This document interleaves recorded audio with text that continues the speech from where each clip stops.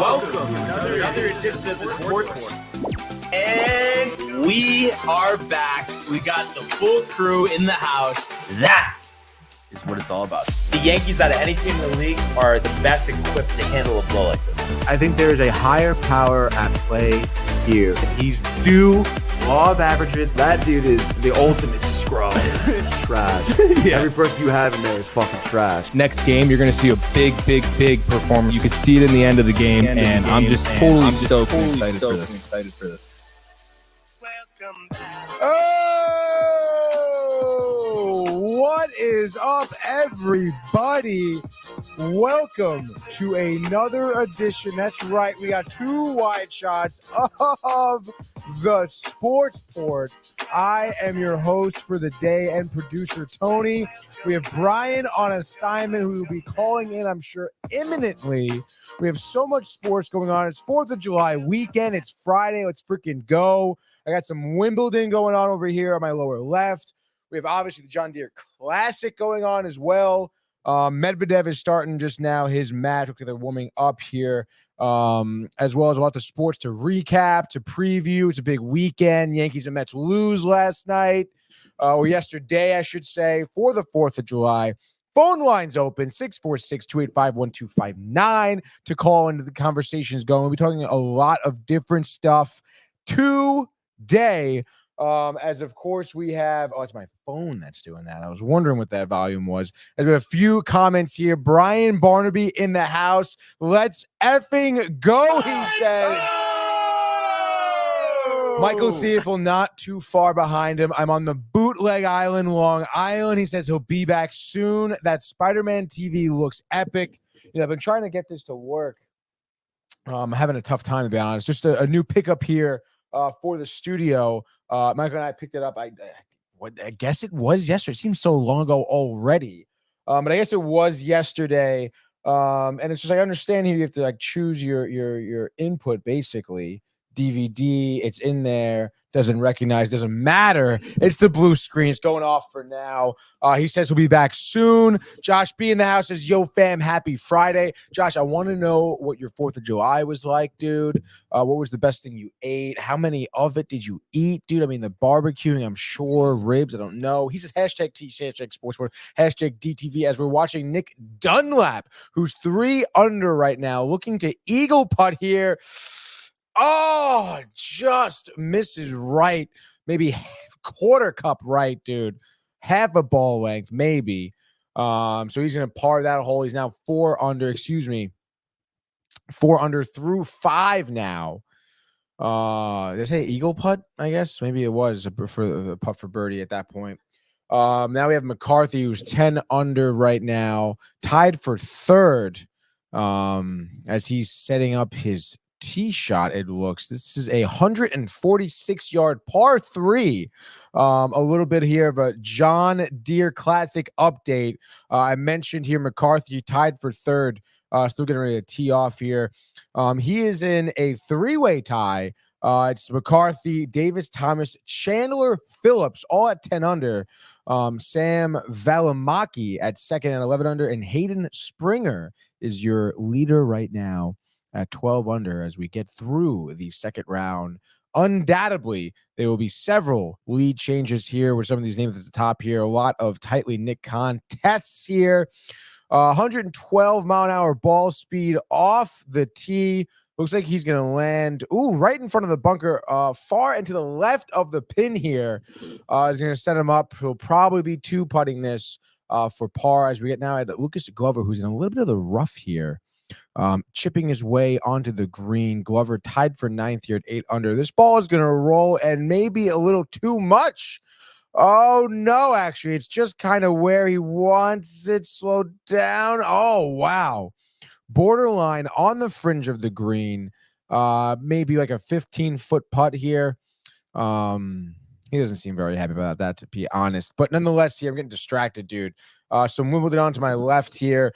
Josh B, of course, let's go. Burgers, Italian spiral sausages that I can have, honestly, a wheel of that sausage, probably to myself easily. Just off the grill, you just fucking take the skewers out and just, dude. Shish kebabs, corn, hot dogs. I imagine he's a comma in there. Hot dogs and burgers, not hot dogs, burgers. That would be kind of crazy, dude. Yes, Tony. Yes. So as I said, we have a lot to talk about here. Just kind of give you a little bit of an update in terms of your leader, in terms of how they got there. I mentioned Springer, who's in the lead here. He shot a 59 yesterday. Kind of good, dude. And honestly, that kind of got me thinking here. TPC Deere run course record. Let's go. Hayden Springer matched the course record with a 59. Pretty impressive there, obviously, to shoot a 59. Kind of crazy here. Hayden Springer, let's see if we can get some info on him. As he is obviously our outright leader in lead by a stroke. By the way, he's in tee off till 8:55, which is interesting because the guy in second is through 8 holes already. Nonetheless, let's look a little bit here. He's 27 years old, turned pro 2019 from Nashville, Tennessee, went to the Texas Christian University. Very interesting. Look at some of his, I guess Rocket Mortgage most recently, tied for 10th and then had about 9 cuts back to back to back to back. Very interesting there, from Hayden, as we have Valmaki looking to putt for birdie here, and Brian Barnaby calling into the show. Brian, stand by as Valimaki misses the birdie putt. That's going to be a little tough for him. Except Straka looking to birdie putt himself here. Straka tied for 17th with 6 under, and it looks like we will have Brian live from the car, dude. Brian, what's going on, dude? What's going on, world? What's going on, people? Happy belated 4th of July to everybody. What is good? Dude, not much, honestly. Like, kind of overwhelmed with the sports that's going on right now. Obviously, I got the monitor in front of me watching the John Deere. Got a little bit of Medvedev here from Wimbledon, too. Kind of nice little Friday morning sports right now, dude. Yeah. No, I love having sports on in the morning. That's what's great with the golf. And how about Hayden Springer, Tony, yesterday? Are you kidding me? Dude, I mean, who saw that one coming, Brian? Matching the course record. I was just looking. He got, besides Rocket Mortgage, I think he was working on like 9 consecutive cuts or something like that. Kind of crazy, dude. And he shot 27 on the front 9. So that's 54 if you double it. I mean, that's insane. It really is. That's ridiculous. As Day, it looks like he just putt there for birdies, 5 under. So what's going on, dude? Where are you? How was your 4th? So actually, dude, great 4th. Just golfed, and again, the tail of 2 9s. Kind of struggled on the front, missed some putts, this and that. But closed 3 out of 4 pars, so 90 on the nose. Okay. So overall a decent round. 42 on the back. I mean, hard to complain about that. Oh yeah, you kidding? So yeah, that was good. So it just feels like it's just again, with really, putting a round together, you really can't. You have to minimize the mistakes. So hope to do that. As we move forward, and actually just left Sam's house in Norwalk now. So I'm just about to get on the Merritt, driving my car off at the community lot in Fairfield, so it's easier to get to on Sunday. Headed to the beach in Westfield today. So pumped about that. Wow, let's freaking go, dude. Are we gonna see you in the bucket hat on the beach, dude? Literally wearing the bucket hat now. Just for our good buddy Michael Butka, because I know he thinks it's a fedora. He gets riled. Oh my god. Dude, what was really good? I think you need to give it a second chance. I had it yesterday after golf for dinner. Got Pepe, so first time at trying the Stanford location. I Wow. think you're right. I've always ate Pepe's, right? The water, right? Yeah. Pepe's has been fringe pizzeria for me. So I think you would like at least the concept of this pizza. So it was sausage, meatball, bacon, pepperoni, crushed red tomatoes, and Romano cheese. Okay. That does sound really good. Yeah. So tried that out. And John was saying too, it's amazing. Usually one of these New Haven pizza places, you open up a new location, the oven's not seasoned, this and that, but they had a good char, Tony. So I think there might be new life there for you. I think you could give it one more shot. All right, yeah, I guess I could. Now, do you think I should go to the Stanford location? Dude, honestly, yeah. Wow, okay. Because of course New Haven is good too, but I think that's a little I don't know. I think it's always like a process there. Like it's so much longer to get stuff. No, definitely. All right, yeah, maybe Mike and I will spend some time in Stanford tomorrow. Who knows? Wow. Now I heard you asking, Josh about his fourth, this and that. What was on the agenda for you yesterday? Oh, wow, dude. All right. So, honestly, most of the day was spent here at the studio, to be honest, getting some work done here. For lunch, Michael brought some burgers. So we had that, which was delicious. And I don't know how you feel about, you don't like pickles, right? Hate pickles. Oh my gosh. Well, he had like some of those mini whole pickles, which I love. Oh my God. Those were so good. So that was nice for lunch. Okay. Yep. That was very solid, dude. And then honestly, for dinner, we still had some leftover macaroni meatballs and ribs and stuff. So I had that. Oh my God, it was so good. And I toasted up like half a bagel here and I was dunking that in the sauce and just, oh my God, dude, it was so good. It literally is oh my God, dude. Honestly, that stuff is obviously the best. And it's kind of switching gears here from the best to the worst. I have to say, this feels like complete rock bottom for me with the Yankees. I don't think they could have embarrassed themselves more recently, and especially a 3-game home series against a team under 500, Tony. To get swept in that fashion is completely embarrassing. And it almost begs the question, who's responsible for this? And also, too, even though, the leaders of this team are doing their job, is it still kind of on them to get more out of the other guys? That's my question for you, Tony. I mean, I guess so. I mean, it is really odd, dude. I mean, at this point, looking at Stroman's line, and then seeing how he was throwing last night. I mean, this is now your third pitcher to kind of get into a slump. And it's like, I don't know, Rodon was pitching well, obviously heel out of his mind. Stroman pitching very well, I thought. And I don't know. I don't understand how 3 of your starters could start laying eggs. And I know this is kind of Stroman's, I guess, like first time, I guess having an outing this bad this year. But nonetheless, I mean, it really does beg the question now what he's going to look like in his next outing. Is he going to go down a path such as heel and Rodon? And what's like causing this, because the Yankees are just not getting off to good starts. I mean, second inning, Cincinnati's starting to score, and then they keep scoring, almost the whole game, it seemed. They were getting hits. And I mean, I understand here, you're looking at the Yankees line, you do score 4 runs, which I guess, against the Reds, you would want more. But I mean, Verdugo has a big 3-for-4 night. Wells has a clutch hit. So does Rice. Even Soto does as well. Judge was a little quiet, but nonetheless, I mean, I don't know. I mean, I feel like I know you were talking about the offense a lot more, but I don't know. I just feel like your starters are just not getting off on the right foot. And I mean, honestly, do you expect Judge and Soto to have home runs every night? No, there's going to be nights where you're going to have to lean on your pitching. And I mean, now it looks like, I don't know if your bullpen is a little overworked or whatnot, because your bullpen guys are starting to give up runs as well.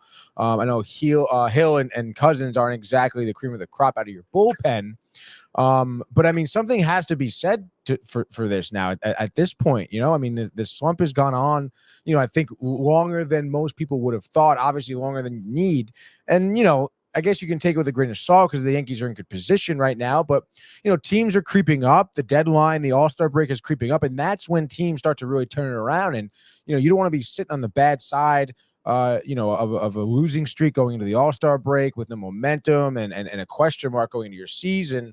The second half of the year, at least. And I think I do agree with what you're saying. I mean, I think this has to fall on the leaders and what type of, I don't know, like ideas or attitudes they're putting out in that clubhouse, because you're not getting out of this. You're digging yourself deeper, to be honest. And it's just very odd to see this when what the lineup, what the rotation, what the bullpen, what your whole roster is capable of, because you've been seeing it for the entire first half of the season, basically. And it's just something where these players just have to figure it out and get out of this slump.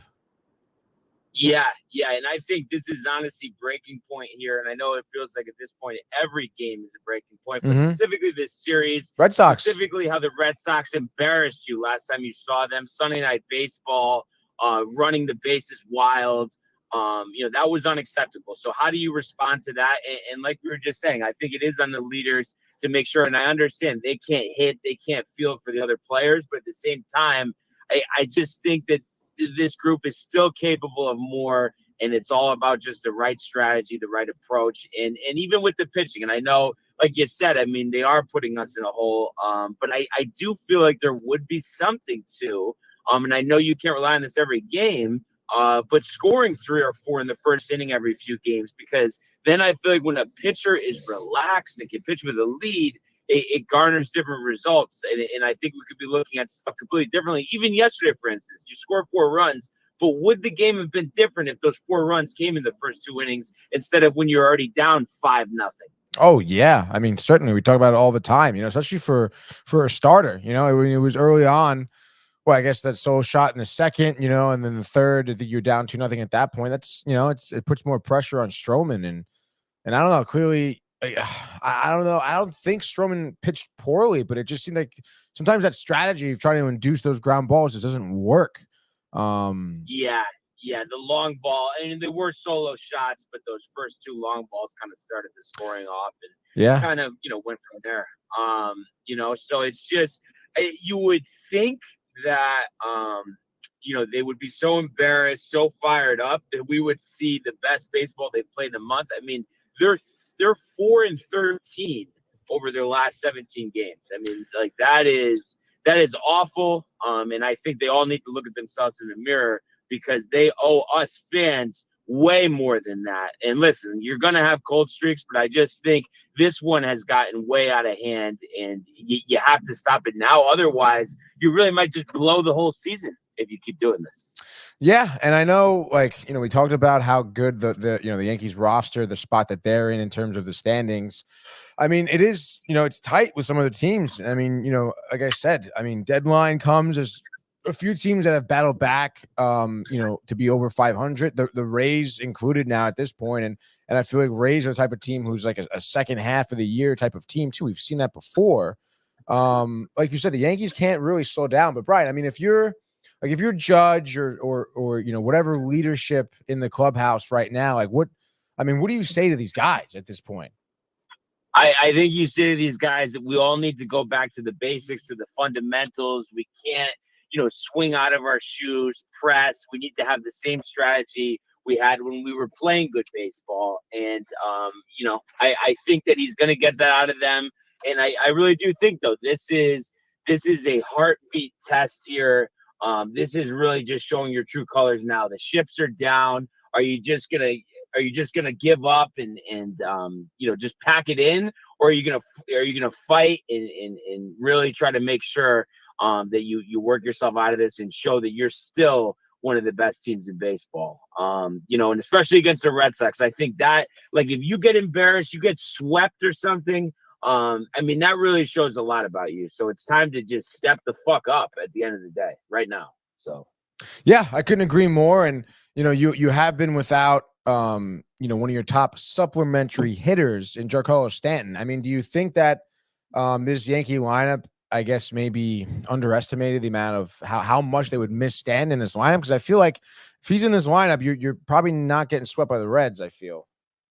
Yeah, I think they definitely underestimated that, and it, maybe it's not a coincidence, because hitting is contagious, hitting trickles down. There's a cause and effect with everything about how guys are pitched to when other guys are behind them in the lineup, in front of them in the lineup. So I think you remove him from the lineup, and we've seen. Right now, no one else garners respect in the lineup. So Judge and Soto aren't going to get as many good pitches to hit, and then the other guys, Verdugo and Glaber. In LeMahieu, they're going to get even less pitches to hit, and that's why you're seeing what you're seeing. So, I think tonight is big as well. I mean, just stop the bleeding. I mean, a 4-game losing streak, losing 3 straight home games. It's really bad. It's really bad. And I really hope that this moment right now, this is the end of it. But we'll see what happens. 7:00 tonight. Let's start with 1 inning, 1 game at a time, and go from there. And really, I mean, that's all I have. That's all I have, Tony, before I lose my mind. If this is an embarrassing weekend, I don't know what I'm going to do, but I'm just banking on that it can't get, that this is rock bottom, that it's not going to get any worse from here. We'll have to see. So I guess really you could say, that's all I have right now. If you could put on your your manager's cap right now, do you think? I mean, is Rice starting at first, Cabrera at third this weekend? What do you think the lineup's going to be looking like? Yes. Yep. I mean, like, listen, LeMahieu's going to start at least 1 game, but if it was up to me, I would start those 2 every game. Honestly, just cut the dead weight. Wells better start tonight. If not, the Red Sox will steal another 10 bases. I guarantee that. So let's set the tone tonight. All right. So enough is enough, and that's really my message here. So I just wanted to call in to say that, and what another great week of shows. Looking forward to the rest of the weekend, Sunday. So good stuff, and I hope everybody enjoys the weekends. Dude, thank you so much for calling in, Brian. Obviously, keep us updated with all of your festivities this week. I hope you have a great time, dude. Yeah, you too, man. And I'll see everybody on Sunday, and I'll talk to you guys later. Sounds good, dude. Drive safe. All right, thanks. Guys. See you. Brian Barnaby right there, dude. I gotta appreciate the big man calling in from the car, driving, making time during I don't know, it almost feels like it is a Saturday. I feel like I'm sitting here on a Saturday morning, like I'm Dave Rothenberg doing my solo Saturday show with Ty Butler. As I'll probably give you a little hit up of the leaderboard here in a second. We have a couple comments to get to, mainly from Josh B. Matthew Gabriel, although in the house, still says let's go, and Josh B saying pickles, yuck. If you don't like pickles, you're a communist. Okay, that is propaganda out there. I don't know who brainwashed you, Josh, during the Cold War or whatever, sleeper agent from the KGB you had living next door to you. But pickles are delicious, especially if you get the Vlasic, the Snap, the bread and butter, the ooh. And these pickles that Michael got, I don't even know where they were from. Perhaps organic, whole food, whatever pickles. But the mini whole pickles is almost like when you get the Chinese food and they have the mini corn, the cobs that you just eat. Like, oh my God, dude, you just pop the whole thing in your mouth and just Lonnie knows that pickles are delicious. Tell them, Tony, that's right. Josh B also before. Team Pickles, baby. Let's go. You go to farmers market. Sometimes they have like pickles in a jar with onions and shit, and they're like spicy or pepper in there. As Jason Day just hit it into the fucking rough. Dude, look, we got Fishburne here is tied for 18th. A birdie putt here, about 8-9 feet, and it's left. It broke left. He did not compensate for the leftness of the green, and that's why you tied for 18th, dude. Okay, you could have a birdie, could move in the standings, but you didn't. As Lucas Glover, with his wife standing by watching, is getting ready to tee off here on the 17th hole. It's a par 5, a 569 par 5, and he ropes one almost 175 miles an hour, carrying over 250, but halts. It is left of the fairway.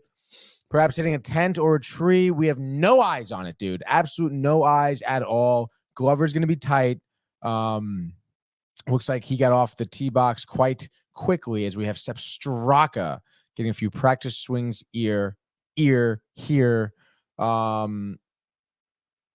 Lonnie, delicious pickles on my bacon burger yesterday. Oh, wow, dude. Sepp Straka's drive looks way nicer than Lucas Glover. It continues carry. It carries about 290, but then plops in the fairway and dead stops on him. Interesting. Probably close to 300 feet we got there. And I can do this announcing thing all day as Coles now, who's tied for 74th, looking for a long birdie putt a hope and a prayer, and he falls short. And he puts his placer down. Marker, tight, Coles. On 18, by the way. You know that beautiful view of the bayou? Looks like the Baja. Have you ever done the Deere run in Silvis, Illinois? And of course, mustard on my hot dog too. Of course, I like the. I don't know about you, Lonnie, but I like. As I'm watching Top Gun, they're gonna give the dirty, wet tongue kiss right here. Wow, dude. Got Top Gun in the movie, 4th of July weekend, America, and they're just like fucking tongue wrestling right now. Tom Cruise and the other woman. Who are very unprofessional. You're the superior. How do you feel about fried pickles, Lonnie? Because I am not for fried pickles. I think pickles should be cold, honestly, or room temperature, not hot. And mustard on the dog, of course. Sauerkraut. I do put ketchup on my hot dog. I don't give a fuck what you say. But I like that harsh deli mustard. A Grey Poupon, dude. Pass the Grey Poupon, please. Anywho, Matthew Ryan in the house. By the way, phone lines are open to anyone who wants to call in about literally anything today because it's just me and the show. Matthew Ryan, Mets still suck worse, he says. Yankees need to get their heads out of their asses. Come on. You can let losing to the lowly Mets ruin your season. You can't let it. Listen, I mean, obviously it's getting to the Yankees, to the players, to the fan base. But listen, Matthew, if I were you, I'd stop worrying about the Mets losing so much and worry about the Yankees losing because you just got swept in the Bronx by a team that's lowly. That's the Reds, under 500. They're not good. And you're getting kind of embarrassed out there with a series like Brian was saying against the Red Sox here. Is it in Fenway? If it's in Fenway, no, because you just played them in Fenway, didn't you? Okay, so it's the home stand. I mean, it's no fucking nonsense. Okay, you guys got to fucking step up. I mean, it's not good, Matthew. You better freaking figure it out, dude. Fried pickles with ranch dipping sauce is mad good. He says maybe I'll have to try it. I don't know. I think sometimes the fried pickles just get rubbery and nasty. But nonetheless, Lonnie also agrees with Matt about the Yankees getting their heads out of their asses. I mean, yeah, I think it's safe to say most Yankee fans do agree with that. Because it doesn't feel good to lose and lose to a bad team, and then you have the Red Sox coming up. I mean, it seems recipe for anxiety if you're a Yankees fan. I'm going to the game tonight. Hopefully, some company can bring the good guys luck. Yeah, you better fucking hope so, Lonnie. And if you don't, then you know who's getting blamed next week for the loss. You, dude. So you have a lot of pressure riding on yourself. As I'm watching Medvedev here, who's up a set on Struff, it looks like it's 1-0. To be honest, I haven't watched tennis in so freaking long, but I'm pretty excited to be able to be watching this.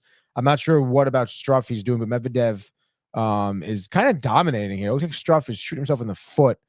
Looks like Struff has a serve here in this game.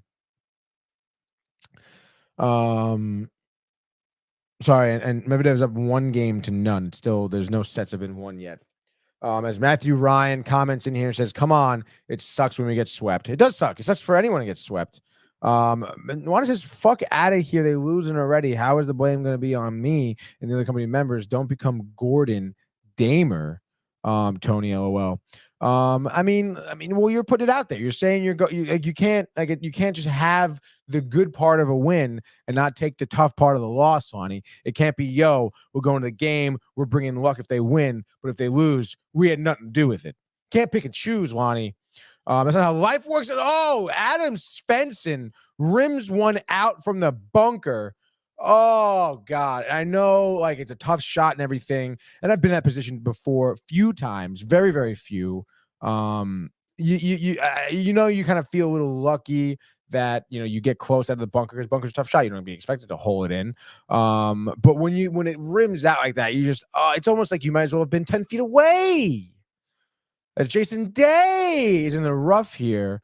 It looks like this is his second shot here, second stroke in the rough, looking to get back on the fairway and killing some of the distance on this long par 5. Looks like he's in the rough somewhere else by the freaking tents and groundskeepers.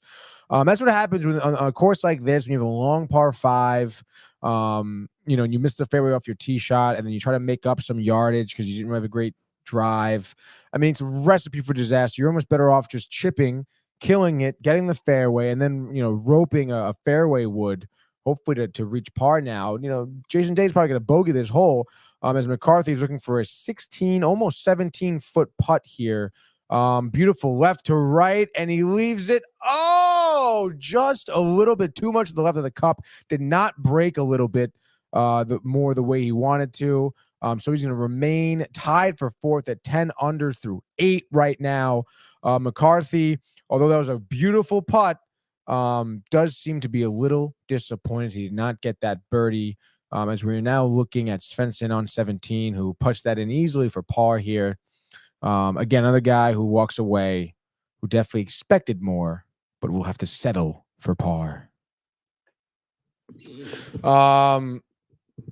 Let's see. Lonnie says, right, just like Boone is on the field hitting the ball and fielding it too. Yet people call for his job like Simone in New Haven. Dude is a quack. Dude is a quack. Well, I would love to get you two on the phone right now and talk to each other about it. I can do that. We can merge calls. You get the fucking quack on the phone, and then you call me, and we'll have at it. But I mean, come on, you can't. Someone get that man a ping pong table. I don't know what that means. Kind of confused there. And then Matthew Ryan saying that your Mets have a big series with the Pirates, and they do. They definitely do coming up. That needs to be a drop. The ping pong table or that quack in New Haven. Dude is a quack. Dude is a quack. Wow, you really think this guy's a quack, huh? Except Straka lining up for his second shot here on the same par 5 on 17 here. He is roping this one. It's him and Jason Day, I believe, who I guess are paired up here. This is a high fly ball carrying 230 yards. Going to be probably still about 20 yards, maybe 15 yards short of the green. And then a long green to the pin. That's for sure. Straka now taking that stroll to where his ball landed. In the middle of the fairway, it was nice. I would take that shot for sure. As we get a nice, long, wide-angle shot of the 17th hole here. Beautiful Illinois Deere run. Lucas Glover. Looks the lie. Checks the lie. Picks up the grass. Checks the wind. He has 162 yards to the hole. Probably about, 145 to the green. This is Glover's third stroke here. His proximity to the hole is about 30 feet 7 inches. Glover right now working in a tied for 9th with 8 under. Checking the wind again here. Looks like the wind is blowing a little bit left to right as I'm watching the flag here fly in Illinois at the Deere run. Glover here working with some terrain here. A lot of downhills in front of the green, not to mention this crazy 3 Quasimodo bunker action that's sitting right in front of him, which is right in front of the green. So you did not obviously want to short this. You're going to have to hit the green. If you're short, you're in the bunker and you're toast. He could, try to go left or right or whatever, but it looks like he's going to try and square this one up, Glover, just like when his wife squared him up. Boom!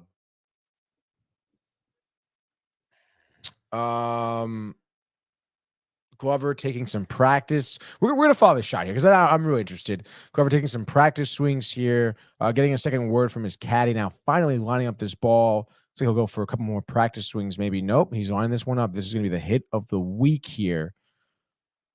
Strokes it left. Where's that ball going? I don't know. It is on the green.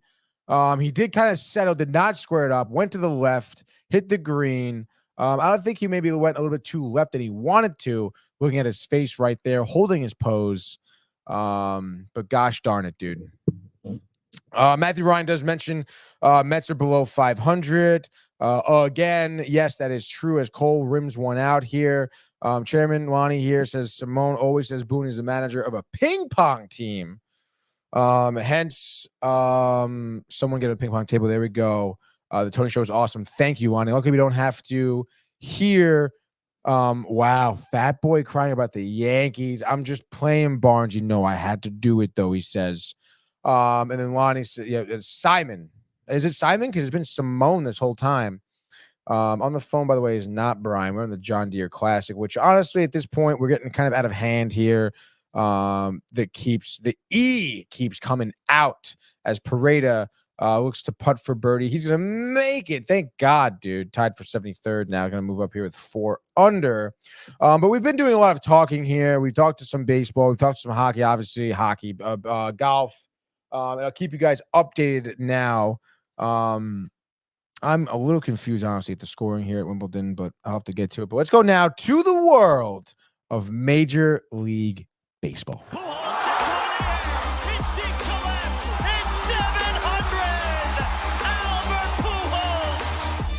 What a play! Stop it! Yep. And Alonso cracks one of the Mets win the ball game! Out of sight! And it works at 100 miles an hour. 14 strikeout. Drill deep to left field. There it goes! See ya! LeMayo. Suck it, Matthew Ryan. Suck it, Matthew Ryan. Suck it, Matthew Ryan. Suck it, Matthew Ryan. Suck it, Matthew Ryan. Suck it, Matthew Ryan. Suck it, Matthew Ryan. Suck it, Matthew Ryan. Suck it, Matthew Ryan. Suck it, Matthew Ryan. Suck it, Matthew Ryan. Suck it, Matthew Ryan. If you couldn't tell, the Mets did lose last night. That's obviously who we'll be starting off with. Josh B. Ha-ha-ha-ha-ha-ing himself through that, I guess, that bite we had. I know. Let's just get started. This outshot of you just pressing the button is pure gold. Thank you, Lonnie. It's just how I feel about Matthew Ryan. I know he's in here. He's still watching, lurking, lingering here. Sepp Straka. I can literally announce this entire fucking golf tournament all day long. Just like get me a pizza with some wings and some beers, maybe a couple water bottles and some chips or something. And I could literally do this all day long, dude. Matthew Ryan is another quack, dude. Well, Matthew Ryan seems to be gone right now. Probably working today. It's fine. But let's get right into it now. The Mets here. Obviously, yeah, I'm not going to sit here and be upset like Brian is. I mean, they're a game under 500 now at, 42 and 43. They haven't had a good season, and I've just been, happy they've been playing the way they've been playing. And I still think that, we'll get into maybe what I want to think for the future of the Mets here. Running down a dream. Because they are, dude. But the Mets lose 1-0 to the Nationals. They end up splitting this series. And Cole Irvin looked like Satchel Paige yesterday, dude.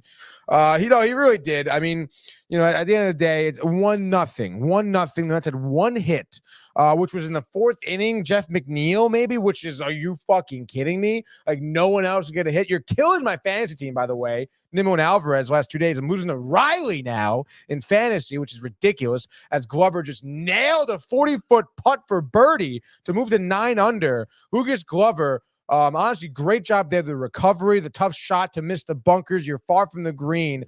A 40-foot putt for birdie. Josh B ain't hitting that shit. Just like the Mets not hitting a fucking baseball last night.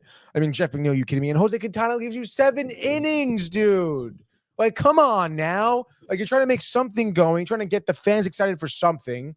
The Yankees are losing left and right, and fucking, It would help if the Mets were winning here. But again, I mean, take it with a grain of salt. Quintana, 7 innings for the second time this season, I guess. Minaya, the other day, the first time this season, 7 innings. Obviously, Scott didn't do well for you, but he's been doing okay. Adrian Hauser, let me fucking lay something down for Carlos Mendoza, because I've been, some bad moves, but mostly good moves. Putting Hauser in there, bad move, I would say. As Jason Day, such a fucking short putt there, misses short, dude, idiot. As I'm looking at Goose dying now in Top Gun. Oh my God, dude, talk about the fucking Mets. Oh, this is like the most depressing 90 seconds. Adrian Hauser coming into this game, I even mentioned yesterday, of course, my big ass mouth was like, yo, Hauser, as Svensson plunked one in the water, dude, get your fucking bathing suit on, bitch. As I'm talking about, Adrian Hauser killing it, like since he's been coming out of the bullpen, like a 1.8 ERA, great job. And of course, he makes the one mistake yesterday. But see, if I'm Mendoza and I'm fucking keen to what's going on and my team and the people and the stats and the scenarios, I probably wouldn't have put a Hauser in there. And again, this was obviously brought to my attention post-game because what they talked about, but I'm not the manager of the Mets. I should know this pregame if I am. But Adrian Hauser, I think, has given up, 4 career home runs to Jesse Winker. And of course, it's Jesse Winker, too, in the 7th, who scores the only fucking run of the game, a solo home run off Hauser for his 5th career home run against Hauser. Like, how did Hauser on the Brewers last year? I think. Winker was on the Mariners before that. I don't even know when, but clearly he doesn't probably see Hauser that much. And when he does, he's clearly hitting home runs off of him. And Winker's in there. So why are you bringing in Hauser? Honestly, I would not have brought in Hauser if I knew that. This guy has 4 home runs against me on his career. Now 5. All right. Now 5. Is that 5 now or 5 then? So 5 now or 6 now. Doesn't matter. He hits Hauser a lot. And Mendoza's going to throw him in there in a fucking nothing game in the 7th inning or in the 8th inning. It was in the freaking 8th inning. Valmaki, birdie putt here with the co-lead. 17, 18 fit. Oh! But a ball to the right of the cup. He's tight, staying in second. Not as tight as Adrian Hauser, who gives up that home run to Jesse Winker, a curveball that I guess Winker kind of went down for a little bit. But nonetheless, dude, look at the stats. Use Ottavino or something. Use someone else. Obviously not Diekman. Bring Buteau back out there or something. I don't know, man. If I know how... And now Hauser, everyone's going to remember this one home run, and Hauser's going to be a fucking asshole. But in reality, he's been pitching so well first out of the pen. The only good spot, well, not the only, but one of the brightest spots out of the pen. As we're looking at this par 4, 454 here on the 18th green. Looks like the pin is in the near left side of the green, and the entire green has downward hills going towards the pin. So I guess it's going to be nice. You can probably aim for far right, use the hill a little bit. Hopefully it doesn't toss you over, because to the left of the green is, of course, a water hazard. As we're now looking at Glover, Day, and Straka, the threesome, getting ready to finish their day here at the 18th hole. It is Glover up first. Looking to get a big drive here. He's 9 under, where his other 2 men in the group are 6 under. Glover here needs 300 yards out of this drive. And he pipes one down middle, leaking a little left, but solid ball speed. Okay, carry. And he is getting his beach chair and shovel because he's on the beach, dude. Right in the bunker. Not how Glover wants to start this final hole of the day, dude. It looks like he's going for a water bottle. Wow. I am parched right now from talking so fucking much. As I'm looking for, that's really all I'm looking for, dude, honestly. Looks like I have a text message from Carlton Best. Carlton Best, you may know him. He may be calling in to talk some Wimbledon right now. Let's freaking go, dude. I told him to call in. Medvedev here against Struff. Serve and volley points 1. Struff 13 for 18. Medvedev 0 for 1 here with the serve fault. Looks like this set is 2-2 here. I guess Medvedev did win the first set. This set is 2-2. Struff leading 30 love. Now it is 40 love now. As McCarthy out of the bunker. Oh, dude. So if you're the Mets here, let's get some comments here. I think Lonnie may be calling in here at any moment. Not Lonnie, Carlton. Lonnie's commenting. Matthew Ryan Quack. It's like a seesaw with the Mets just up and down. Yes, no, that is undoubtedly. As I'm going to raise my chair a little bit. Yeah, dude. I'm kind of thinking a little. Wow, he went to FaceTime audio me, then he hung up. This is much better. A little less headroom here. Carlton dying to call in here. Seesaw, I know. Don't worry. At least the Mets own the city because they took the first 2 in the Subway Series. Yes, Lonnie. Yes. Goose, dude. You need water with you, Tony, while you're doing all this talking. Come on, you're a pro. You should know that. Your chair's like a seesaw. LMFAO. Carlton's calling now. And I have it, dude. Stand by.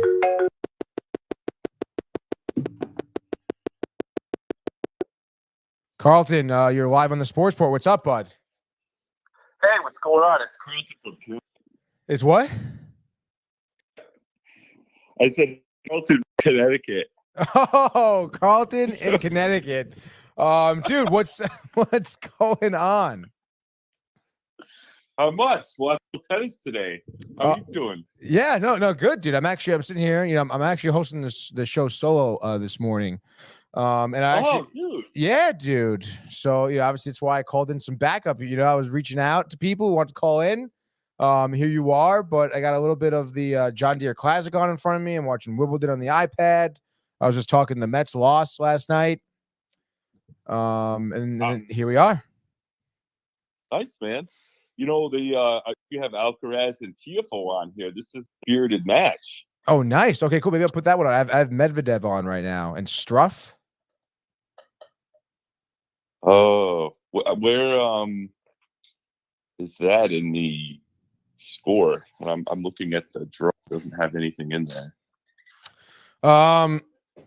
Let's see. I think Medvedev's up 1-0. Yeah, they're on the second set right now. Looks like Medvedev is down 2-3. Yeah, I think so too. But let's see. Yeah, I was on ESPN Plus. I saw it pop up, so I figured I'd watch that one. Oh, because they have a select streams here on ESPN Plus, but it's pretty dope. I know that it looks like they're doing like a lot of doubles right now. Say that again.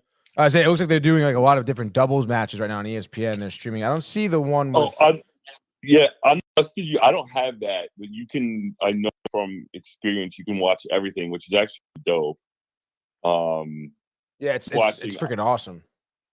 I'm watching on the main network. It's Alcaraz Tiafoe, which is it's 4-3 in the third set, and it's at the first 2. Oh, nice. Okay, cool. Yeah. Who are you like? Yeah. Who do you got in that matchup? I would say coming in definitely Alcaraz, because I mean it's just so easy to be like, oh yeah, Alcaraz. You know, it's like he's almost the new like bet. Yeah, exactly. But Tiafoe's tough, man. I'm surprised to see that he's 29.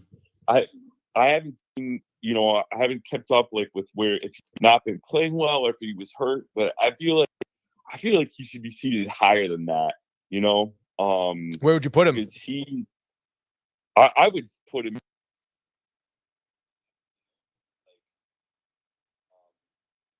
I said, I don't know why. I have to Google why he's got such a 29 seed. No. But he won the first set. So, I mean, he's a good player. I think he's tough for Alcaraz because he's going to be able to get to everything, and it'll just be like if he can hit the winners, right? Like Alcaraz is like those other guys. It's like you have to make them fail. You have to make them fail, which they're not going to do. Right. You have to like wait for them almost to like make the mistake. Yeah. Yeah, like if you're waiting for those guys to make a mistake, you're going to be in trouble. You have to beat them. Yeah. What do you think of kind of like Murray's farewell tour here? Oh, dude, that was good. It's sad. I felt for him. Like he went on and he withdrew from the singles. Yeah, and then he played like one match with his brother, and they got beat. Yeah, and like double elimination or something. Yeah, they played doubles. I don't know what the how there's a few different doubles things they play. Like they play a mixed doubles and then they play regular doubles. And but he, like he was one of those guys. It could have been the big four, but his body just totally let him down. He's had like hip surgeries and other things. Like he just couldn't stay competitive. It sounded like yesterday he's like, I can't play at all. Yeah, honestly, it honestly did remind me of honestly like when Federer retired, had his final match and everything. Honestly, but it's funny too because I feel like growing up, obviously I was a big Murray fan, but I feel like he had issues with his health even back then. So honestly, I'm kind of surprised to see him even, still trying to play right now. Well, he took a couple of years off. Yeah, I remember. Yeah. Like maybe like, I don't know, like during the pandemic or before. I think it was right before and through it, because I remember like in college where I was like, oh, he's not really playing anymore. He wasn't. Yeah, he didn't play for a while because, like I said, like I think he had serious hip surgery among other things. Right. But that's like a pretty major thing for a tennis guy. You know what I mean? And it was such a big thing when he won Wimbledon, whenever that was, like, I don't know, 10 or 15 years ago. He, like, I don't think a British guy had won Wimbledon in a very long time. Right. You know what I mean? He was like, he was the prodigal son, Yeah, bring it back to England. Yep. And he won a couple times, and I think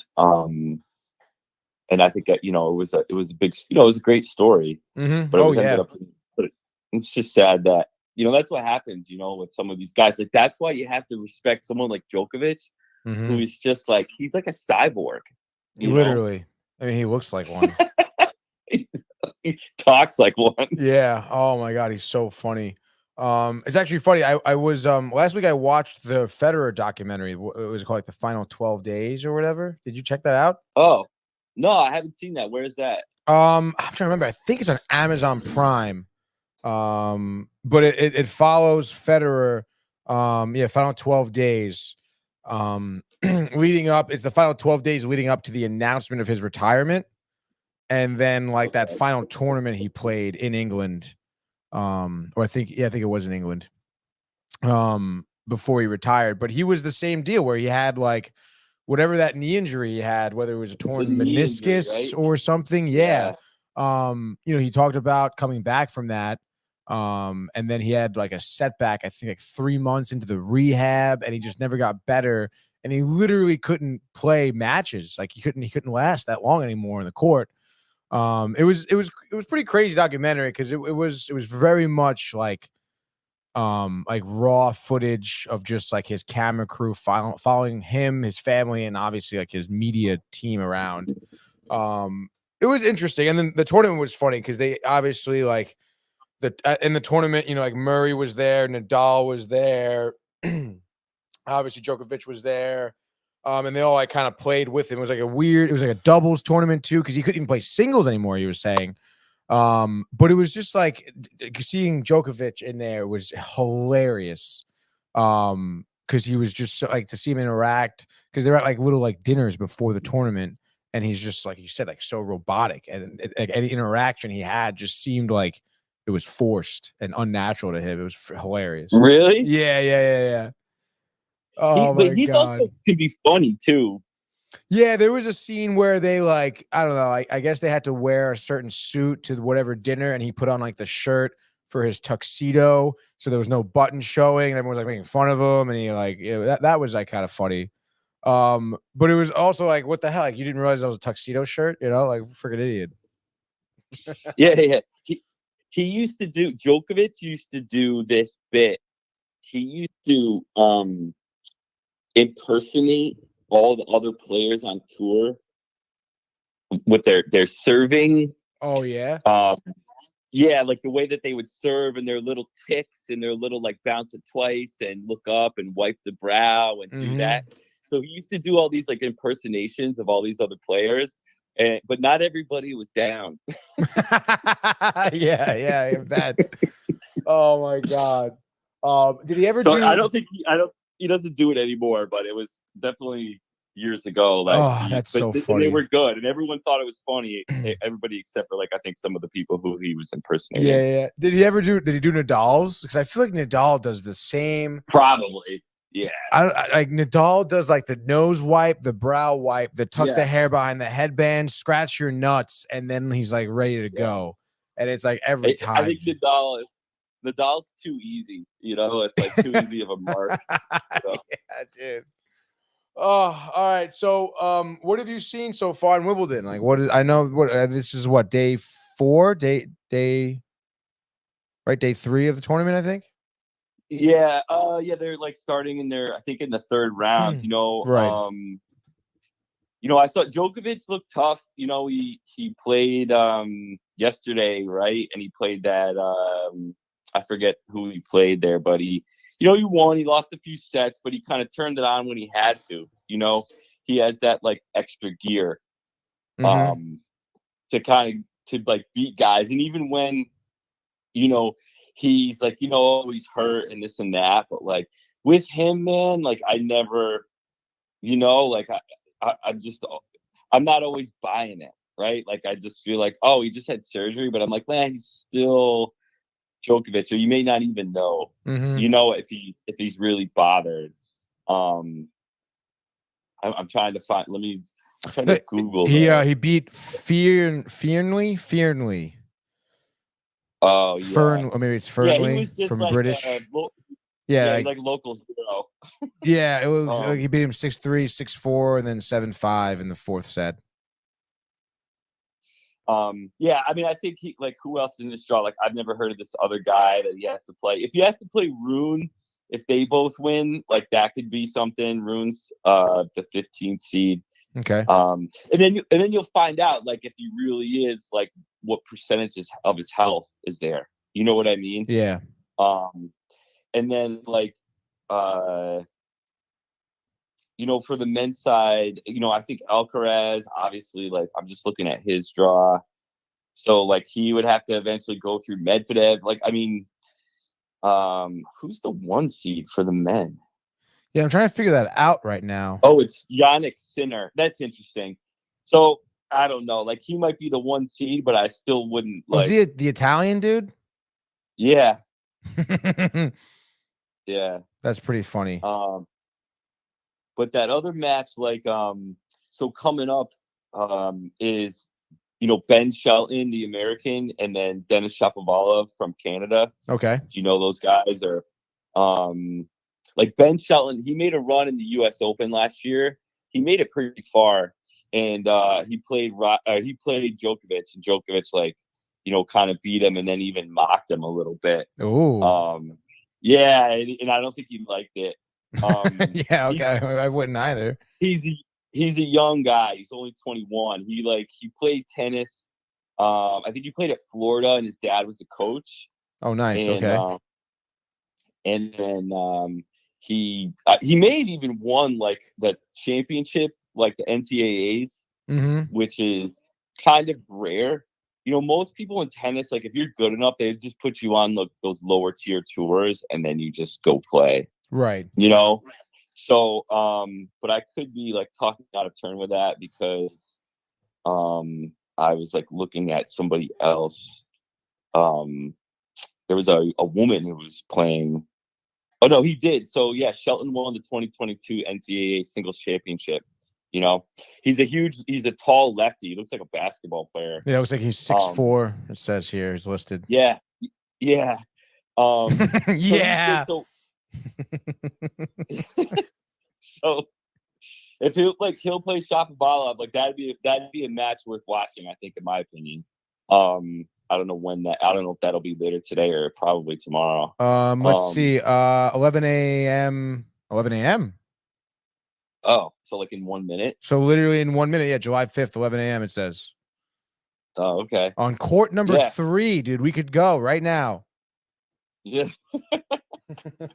I wish. Is that Wimbledon's on my list, man? On my bucket list. Have you been to the U.S. Open? Have we talked about this already? Oh yeah, I've been to U.S. Open, sure. That is sick, But I went dude. even like a year ago. Yeah, I was thinking we should go down there, try to do something. Dude, that would be awesome. I wonder, like, I mean, obviously, maybe a little harder to get in than the, ESPN Radio Beach Bash. What are you saying, bro? You don't have the clout? I'm like, no, I know Michael K now. I think we could be able to get in. hey, Michael K, remember me? I was the guy at the beach bash with the board shorts and the tank top. You remember me? Oh God. But yeah, I mean, I went to the Open not last summer, but in I guess 2022 I went to like I went to the women's semifinal on like Thursday night. Oh, interesting. Do you follow the women like as much as the men? Yeah. Or you do? Yeah. Okay, cool. So who do you have? You want to talk a little women's draw? Is that what you're telling me? Yeah, dude. Like, who do you have on the women's side here? Because I know, even less. Dude, I grew up watching Sharapova, and that's kind of where I stopped watching women's tennis. I feel. I see. Those things. There's probably a correlation there. But they showed her yesterday. She had done some documentary or something that they were talking about. Really? Was she on air at all, or?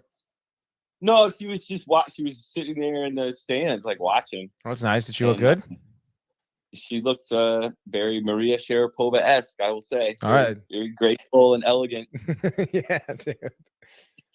Oh. Yeah, dude. So the women is like, the women can be more of a crapshoot, right? Because with the men for the last however many years, you had you basically were betting on three guys, right? Right. It was like three guys versus and then the field, that's like the old NASCAR bet. Do you have so and so or the field? Mm-hmm. And I mean, but Serena obviously, was dominant. But now that she's kind of out, there's, a few different women there who've kind of risen up, like Iga Swiatek. I'm probably not going to pronounce her name properly. She's Polish. She's won a couple she's run 3 or 4 Grand Slams in the last few years. I don't know if she's won. She won Wimbledon.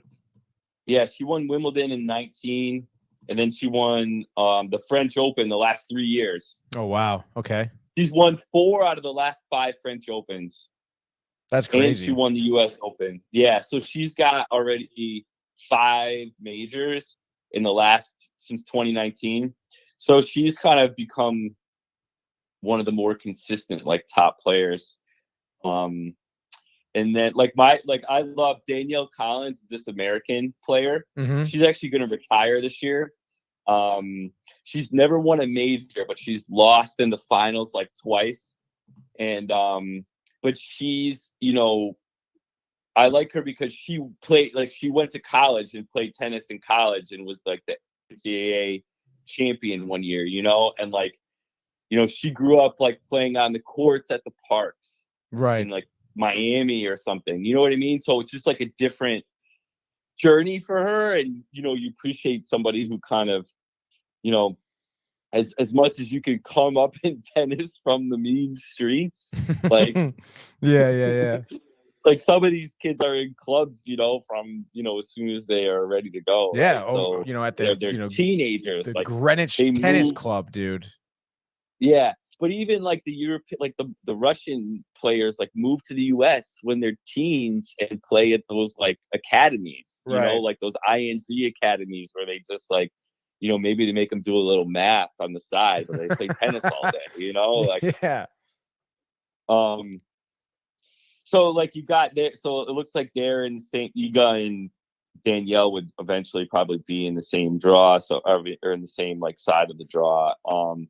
Wozniacki, her, Caroline Wozniacki. Oh yeah, of course. David Lee, right, the basketball player. Okay, yeah, I wasn't aware of that. Yeah, she married the guy on the Knicks. She was with Rory. Oh my God, He you're dumped right. her, She like, via was. text. Yes, no, I remember that. That's right. He called her. That's right, Rory. After Oh they my mailed the God. wedding invitation. Yeah, dude. He's such an asshole, dude. Yeah. So she married the guy from the Knicks. Mm-hmm. And then she took a few years off to have kids. And then she had won the Australian Open before that, and that was her only Like major. yeah, that was her only major win. So she took off most of 2020 and 2023, and then she kind of came back at the end of 23. She played in the US Open. I think she was unseeded, so she like could come in there and she was rested. Right. You know, so it's kind of like you're like cheating to an extent. You're like, oh, just dropping in, like Yeah. gonna beat up on all the qualifiers. Yeah, gonna torch these guys. Yeah. Yeah, but eventually, you know, you can't, like, that only works for so long, you know, Mhm. because then you're gonna get somebody who's at the top level who's been playing, and they're gonna bend. That's what happened. So she's in there in that draw. Is she ranked right now? Do you know? Because I'm looking at She the doesn't. women's. No, she has Yeah. a wild card designation, so they just gave her an entry. Now, does it work like, I don't know, like golf, for example? Like, you know, if you win a major, you have like 7 years or 5 years. Some majors are different where you're automatically invited to. Does it work like that in tennis too? No, I don't think so. I think it's all on your ranking, you know, like if you have the ranking points and whatever else, you know. Interesting. And then, but I think if she's got a wild card, that means that they, I think, decided that they wanted to put her in. Right, and they just have that, you know, like it's whatever committee. The lawn and the lawn tennis club or whatever, all lawn, whatever the name of that place is where they play. Right. So they just, it looks like they just kind of threw her in there. But she has to play Rybakina, who's the 4th seed. Oh, so, yikes. Okay, yeah. From So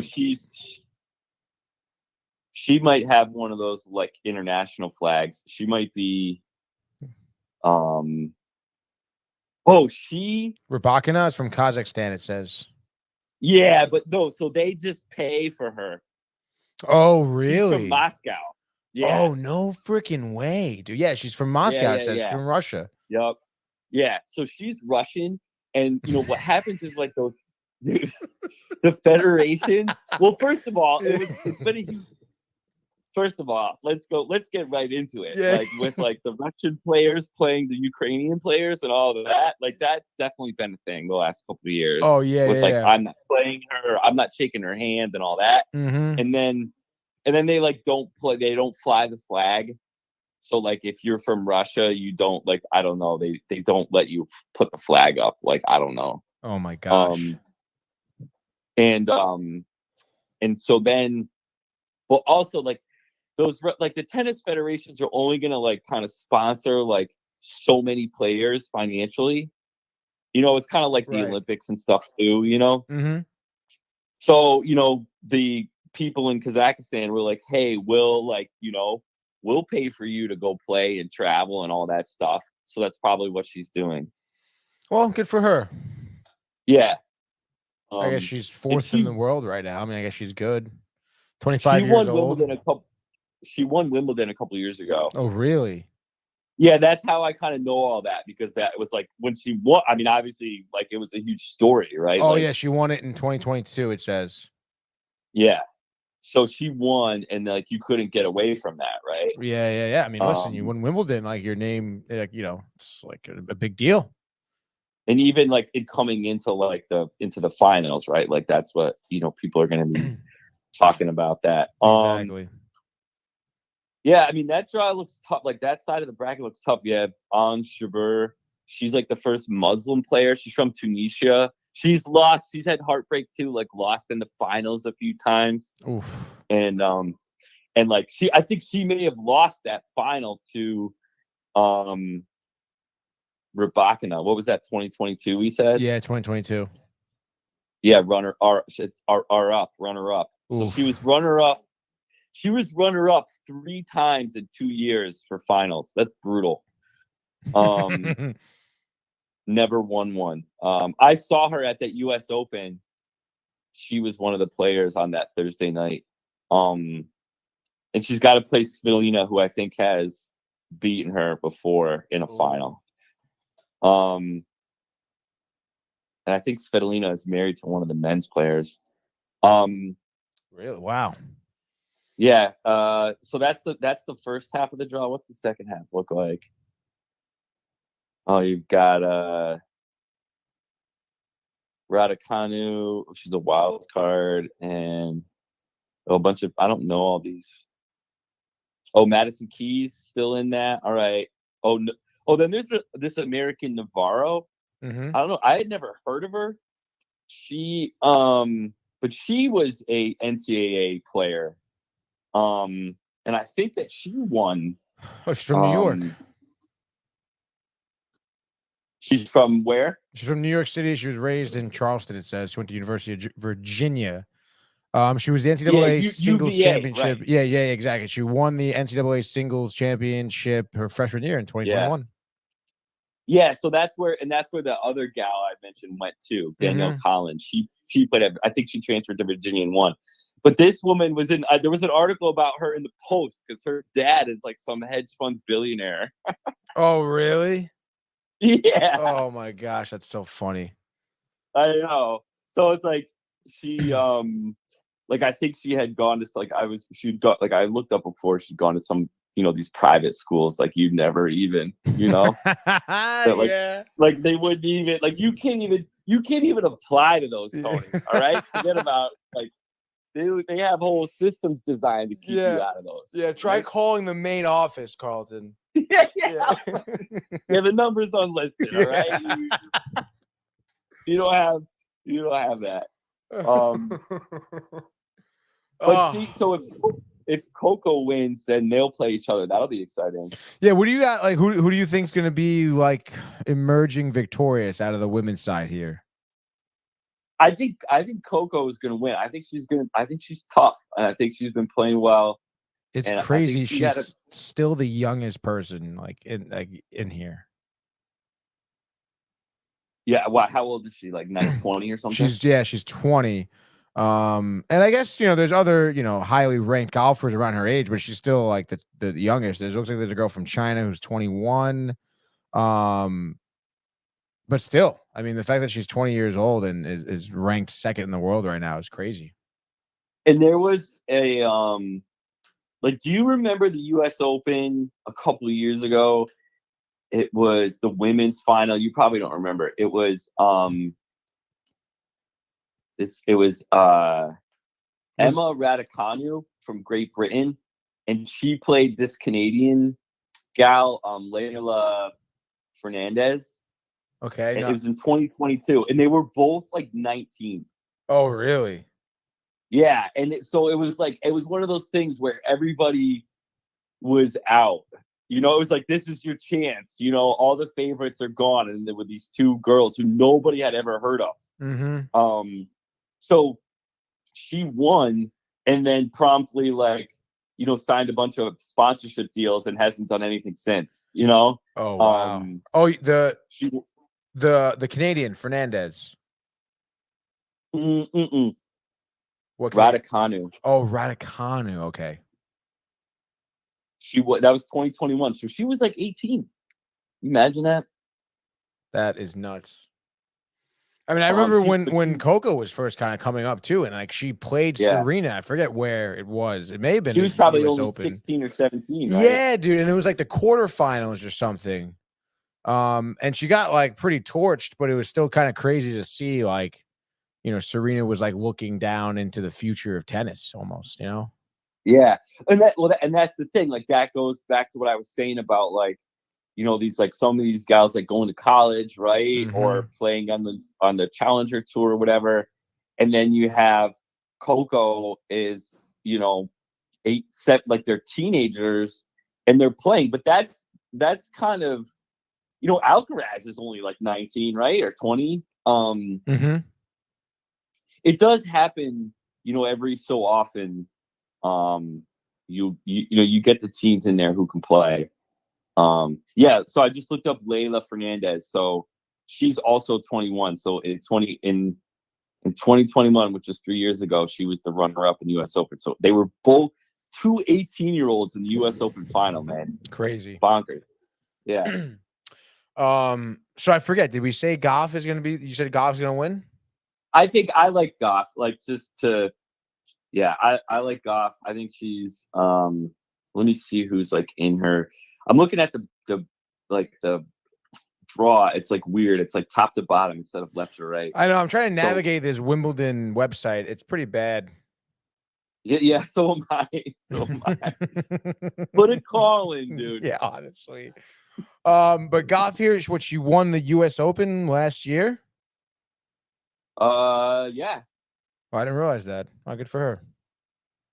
Yeah, she. I couldn't tell you who she played, but and then she had 2 semifinals this year, right? So that means she makes it to the top 4, right? So she's playing well. Yeah. She's not like she's not like semifinals and then, second round out. Yeah, exactly. Yeah, she's consistently competing. Looks like she beat Sabalenka. Wow, beat her in 3 sets. Where is she? I feel like I haven't seen her name. Let's see what she's doing. She didn't already lose. Belarus. Looks like she blew the Wimbledon draw wide open. Issues update after blowing Wimbledon draw wide open. What does that mean? Hey, did she withdraw? Yeah, I guess she pulled out. Maybe she's not playing. Let's see. I'm trying to see what else, like why she would have withdrawn. Before her first round match, she pulled out. Thanks for fans for support. About to come back stronger than ever. She withdrew from Wimbledon. She number 3 seed.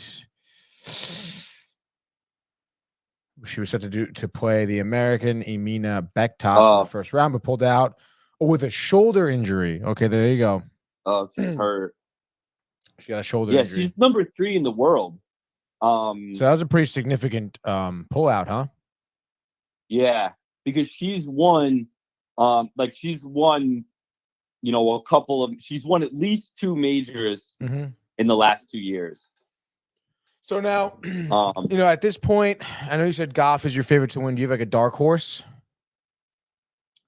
Let me. We're a dark horse. Yeah, sleeper, if you will. My sleeper pick? Yeah, your sleeper pick. They really got to fix this website, man. Like, I'm just like looking at it, and I'm like, not for like, I've been working a lot with the PGA Tour website as we're watching golf a lot more here, and it's just like they're lovely. Like the rankings are right there for you, the odds of them in each tournament, whatever. And I guess maybe tennis is a little more extensive, more matches, a lot more going on. But come on. Is the fourth seed a sleeper pick? I guess not. But if you wanted to go with the 4th seed was the Russian girl, right? Playing for Kazakhstan or something. Yeah. No, yeah. Let's go with the Russian. Yes. So that'd be my sleeper. I would love to see. I would love to see like Wozniacki win, or I'd love to see Jabeur win. She's the 10th seed, so I think she could be a little bit of a dark horse. There we go. Yeah, I like that. From Tunisia?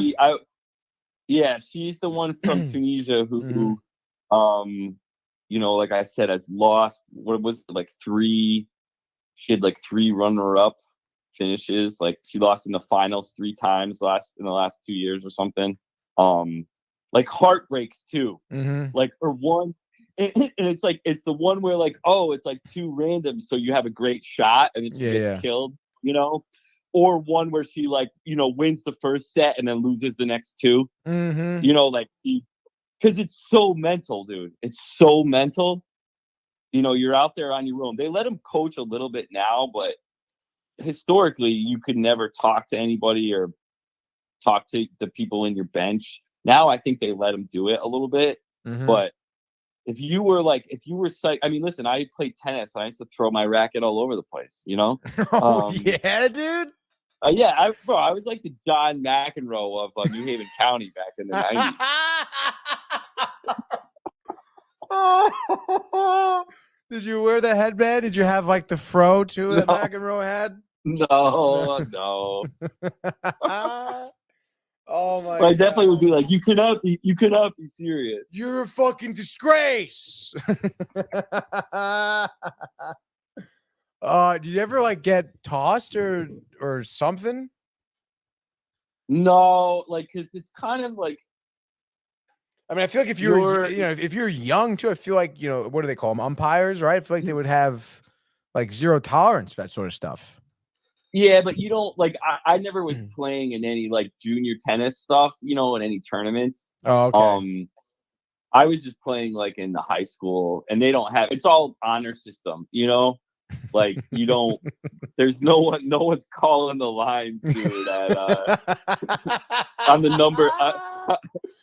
number 2 doubles team. Yeah, yeah. No. I'm gonna want to challenge that play, please. I think that was out.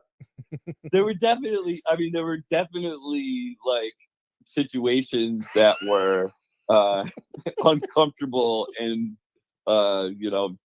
aggressive is not the right word, but confrontational. Yeah, there were definitely some confrontational moments for sure. Yeah. Yeah, I bet. With a couple of the schools. Yeah. All right. Well, what about the men's side? Who do you got winning? Who's your favorite to win on the men's?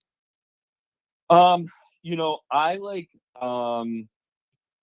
Medvedev. Okay. Because I like him, and I don't always want to pick like, oh, it's just the top, the number 1 seed. Is he the one? He's the number 2. He's the number 2. Okay. And it's Skinner's the number 1. But No, go ahead. No offense to Sinner, but I'm just not buying it. Yeah. He might have that ranking because like all those other guys bombed out of the French Open. Oh, okay. You know what I mean? So it's like, oh, he's the top. I don't know. Maybe he's won 1 major. I don't even know. Let's look. Let's see what he's got. I mean, I know he's been up there. Yeah, all right. So he won the Australian Open this year. All right, so he's playing well. Okay, that's fair. But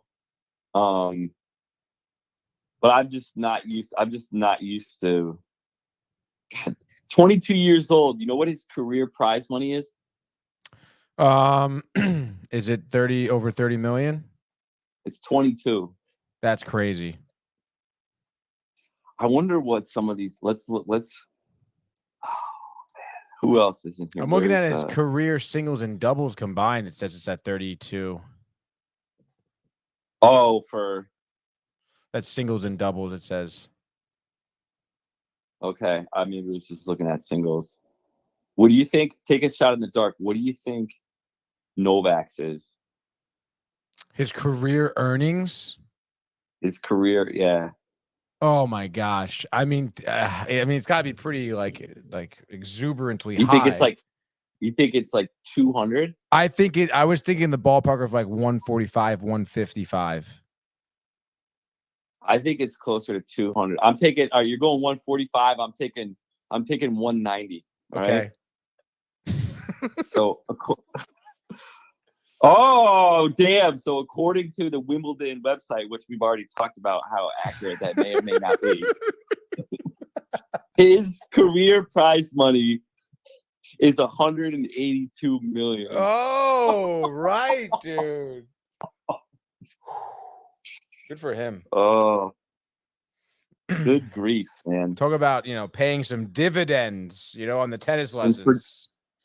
Yeah, bro, you know his story? Like when during like the Bosnian War, they would be like running from the courts and running into the basements. Wait, really? No.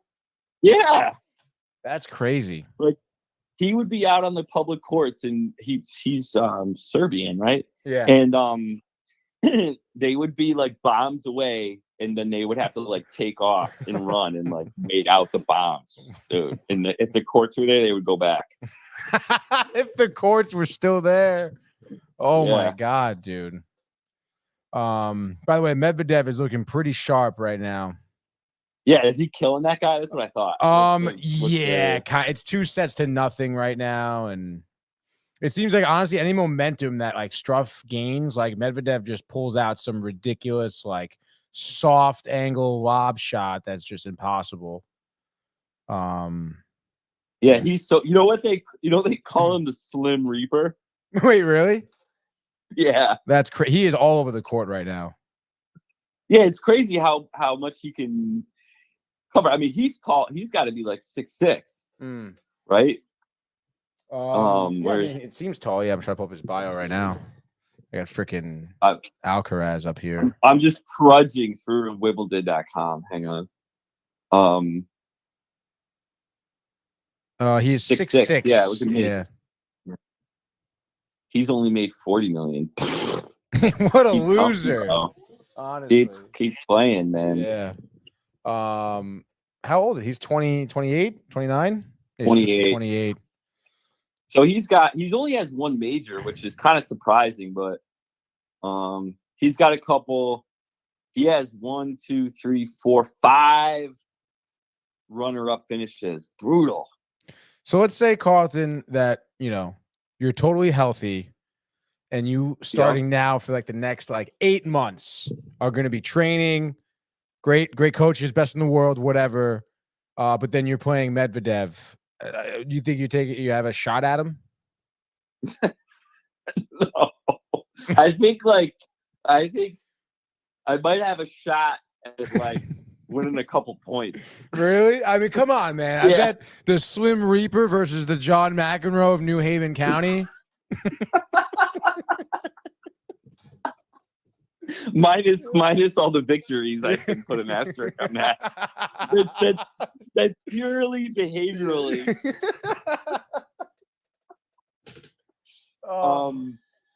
So, no, dude, he's gonna serve the ball like 150 miles an hour. Like, what am I doing? Yeah, that one was at 120. He just served one at 122. Yeah, and he's not even breaking a sweat, really. I don't even know if that could be his first serve, second serve. Who knows? Yeah, So, dude, but TFO has taken while we've been chatting. Quietly won the third set. And, really? So this thing might be going to 5 here, but Alcaraz is up. TFO is an interesting story. He grew up in Maryland I think his dad or somebody, like his dad worked at a tennis center. Okay. But like I don't think he was like a tennis instructor. You know what I mean? Like he just he was like an equipment guy or something.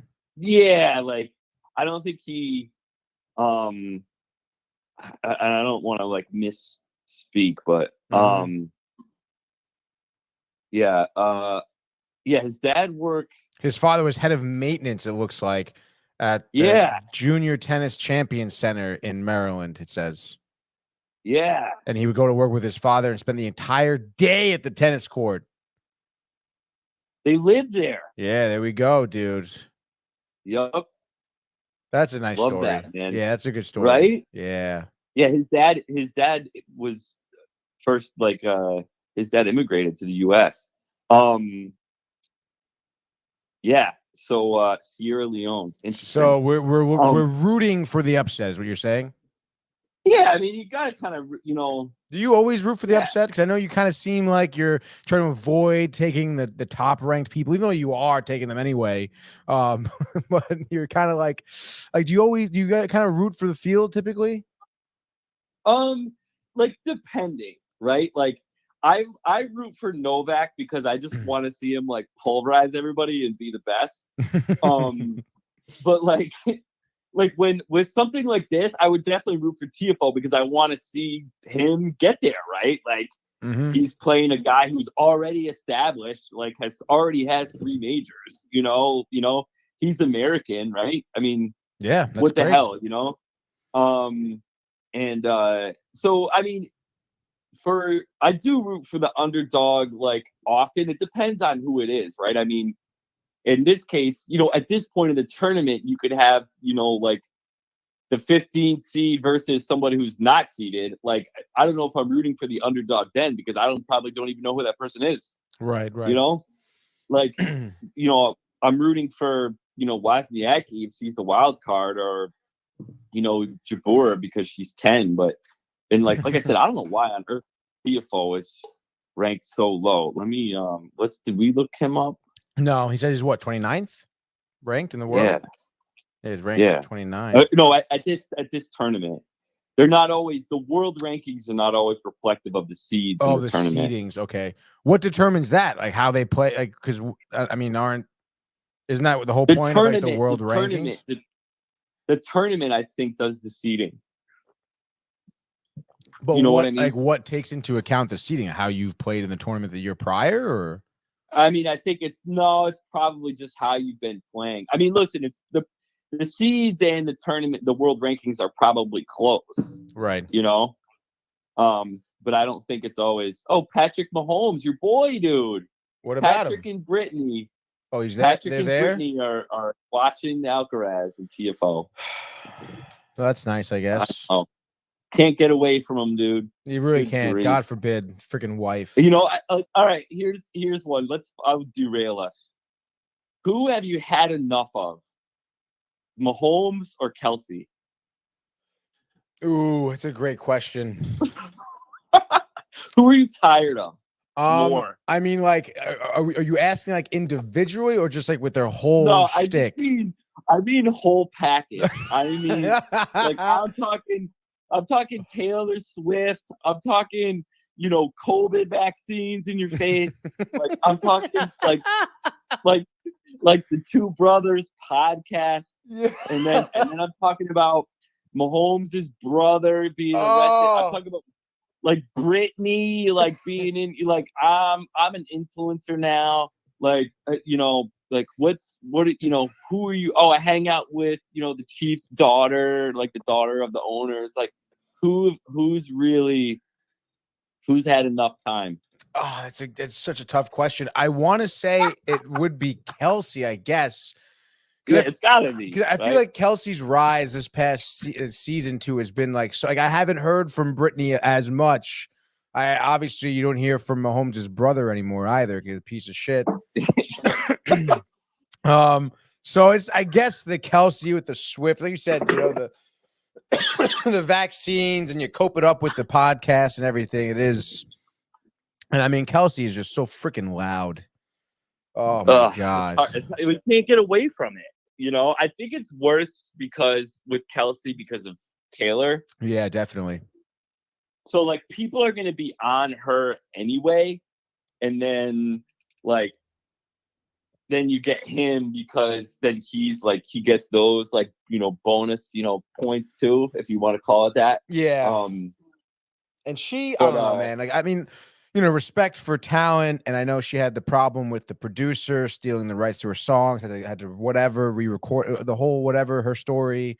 Oh yeah, yes. Who was that? Scooter Braun or whatever? Yeah, had like all the rights. And I guess as long as she re-recorded them, she was allowed to have those. I don't even know what, but she ended up getting the rights to her songs back.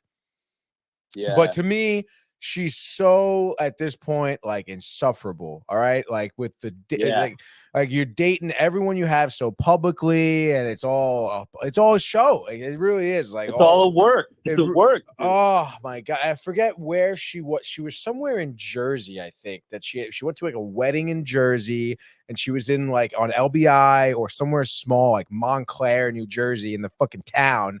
And this like people found out she was there, and like they had to shut down the town. Oh yeah, no, it was Long Beach, New York, I think. It was Long Beach. I thought it was LBI, New Jersey, Long Beach Island, but maybe it was Long Beach, New York. Yeah, maybe you're right. I doubt they'd be in Long Beach Island. That's like a family. I know. I mean, stop. Again, I mean, oh my God, but it's just like, whoa, dude, like, let's just take it easy, man. All right. Yeah. No, I remember that. They had to shut because like somebody there took pictures or something and posted it, and then everybody started going there. Yeah, it was over. But who's your dark horse for the men's side? I don't think I asked you that. Oh, I know you have a tough hang on, time picking dark horses. Listen, Tony, I just don't want to be wrong. Okay. No, Like, listen. You and me both. I hate it when I'm wrong. hang on. Let me take a look at a dark horse here. Yeah. Where's? Oh, there is a button for the full draw. Where the hell is that then? Yeah, where's that button? I mean, technically, I TFO may be, kind of a dark horse. I would imagine. Where are they in the? Yeah, I mean, in the live scores, I guess it's. What are they in? Yeah, because he, I need like this thing all in one. I need it all like. I know everything's so sporadic and. Well, like I just needed in. Well, also there's like freaking 64 of them, right? I mean, yeah, and I feel like Wimbledon for some reason like everything is by default includes doubles as well, which is like obviously I'm not interested in that right now. Oh, I don't know about that. Are you on Wimbledon.com? Yeah, Wimbledon.com. And when I look at scores, when I look up anything, it gives me both for singles and doubles, like what's coming up, what games have happened, what's happening now. But if you go to Wimbledon.com and then click on draws, like on the hamburger on the draws left there, it should give you like in the third round here. It gives you by round, and then you can do by full full. draw. Even that is too big. It's huge. Oh wow, this thing is freaking ridiculous. I don't think TFO is going to win from the 29th seed. That's a little bit too far out. Man, a dark horse. Oh man. Like some of these guys, I'm not sure who they are. Like once you get out of with the top 10. Yeah, even that, like I don't know who. Like these other guys. Humbert is 16th seed. I don't know who he is. Like, and this other American is 12. Like. Tommy Paul. I mean, I was going to say, give me 5 minutes on Tommy Paul right now. Didn't he win? Yeah, he beat Bublik 3 sets to none. Pretty decisive victory there. He's never even sniffed. Oh, he's from Jersey. He's never even like sniffed like the fuck. Like Tommy Paul is from. He's from Voorhees, New Jersey. Where's that? I think it's north, like above even like Bergen County. I could be wrong though. It could be down the shore. Voorhees, New Jersey, township in New Jersey. Looks like it's near Gibbsboro and Lindenwold. No clue. No clue at all. Is that really north? Where is it? Oh no, it looks like it's central.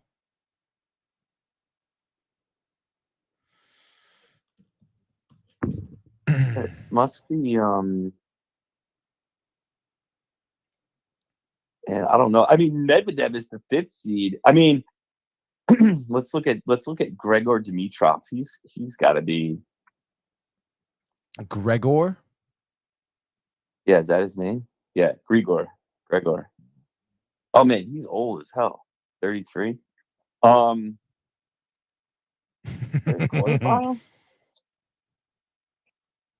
Yeah, dude. That'd be like a. Dimitrov would be like a super dark horse because I don't even know when you get out of like these other guys. Like I don't even know who they are. Like there's no way that they're winning. You know what I mean? Right. Like there's no way it's not going to be Djokovic. Even still, Alcaraz, if he beats Tiafoe, I mean he can still win. Or Medvedev, or Zverev. Maybe he's the 4th seed. I mean that's not very. Dark horsey, but still that's not very dark horsey, but also he right, like these guys who've never won, like I would consider that being the difference. Like I don't care about your seed so much, but if you've never won a major, it's harder to overcome that than being like the 4th seed. Yeah, that is actually pretty crazy. The 4th seed's never won a major. Do you think, I mean, obviously, we're past, the Federer age, Murray finally, retiring here, like Nadal. And I mean, Djokovic seems like he's going to be playing for a while still, but again, his time is limited. I mean, do you think there's going to be like another big three that's going to be like dominating, like No,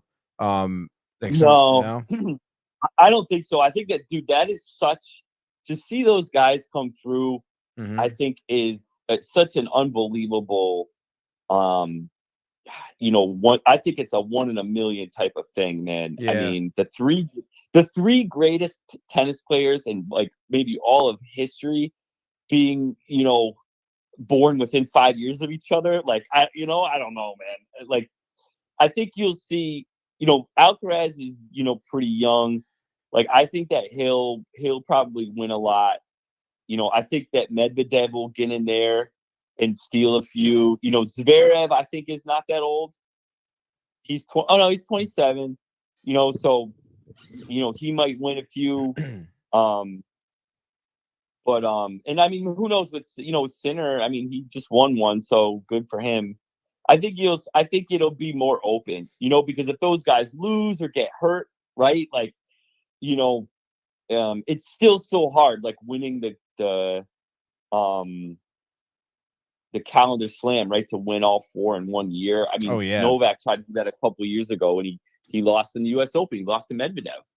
Crazy. You got to watch. Hard to be that good. You got to watch that Federer doc because they talk a lot about that.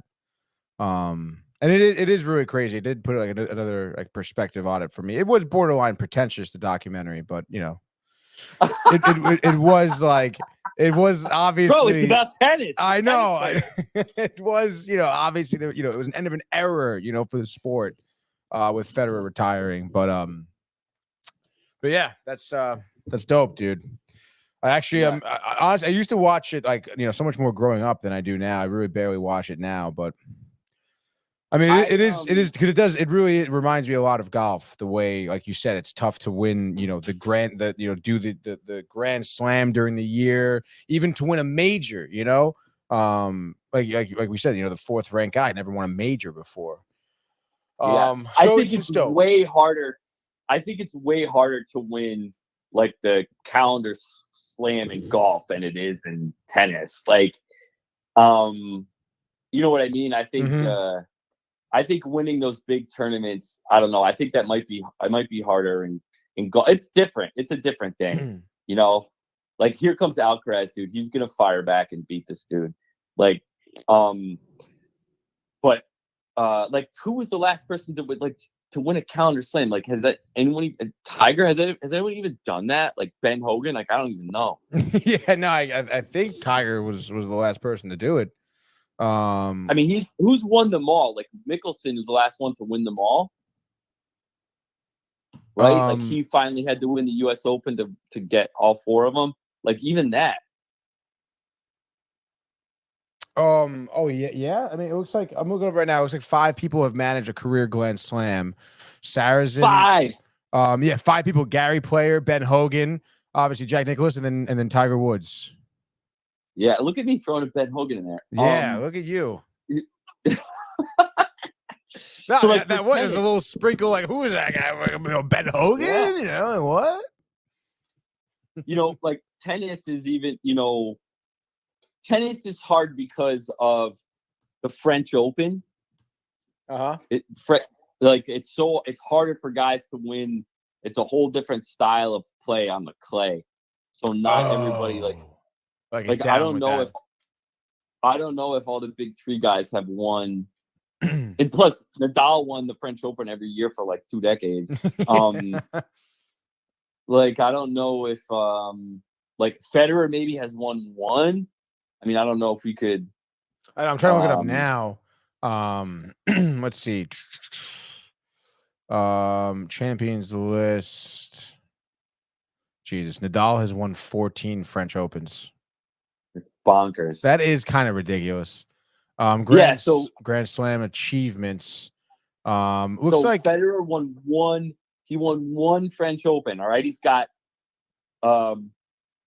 how many majors, tournament championships? Like, let's see, it's 9, 15. He's got 20 altogether. So 20 Grand Slams and 1 French Open, right? There's your answer. Like, it's hard. Mm-hmm. One of the best players ever barely did it. Yeah, that's literally one. That is ridiculous. Yeah, one time.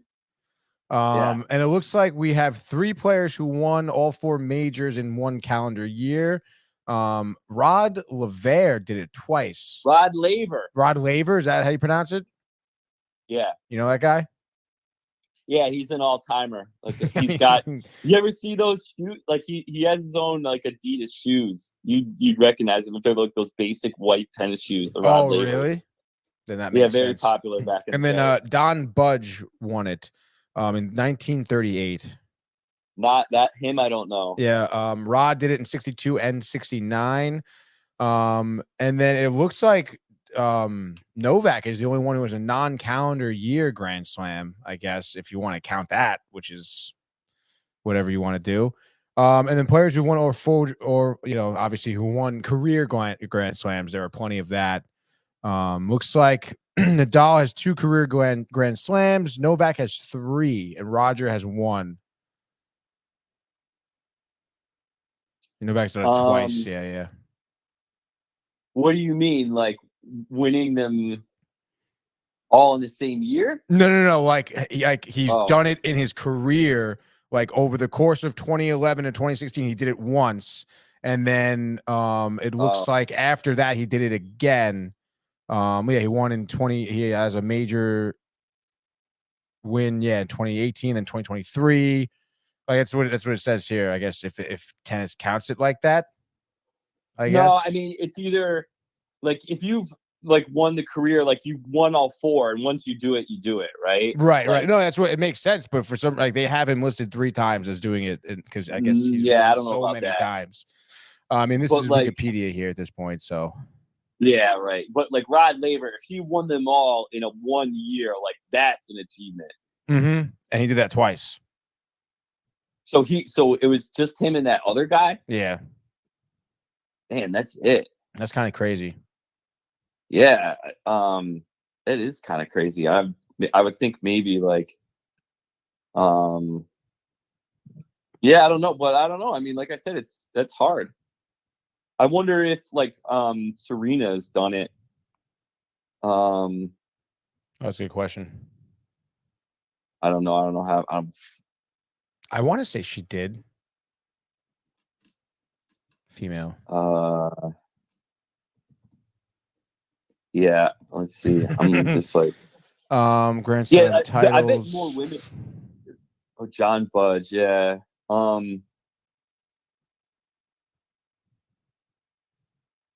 I bet a bunch more have won all 4. Like Steffi Graf or somebody like that has done that. Yeah, Steffi Graf. She won the calendar. Looks like there's 3 women who have has a Grand Slam in 1 year.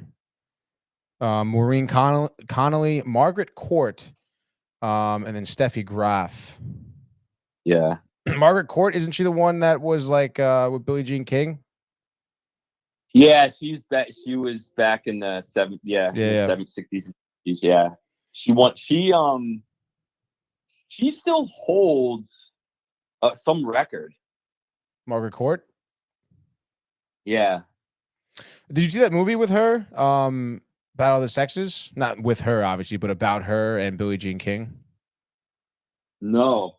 Oh, it's pretty solid. Emma Stone played Billie Jean King. Great movie.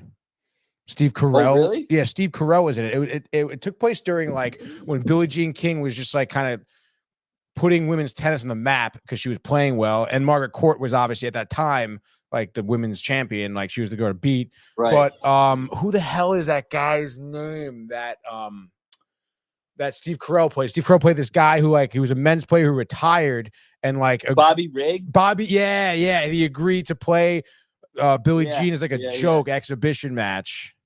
Yeah. Dude, great movie. Oh, I hadn't heard of that. What is it? When did that come out? I don't know, maybe 4 years ago.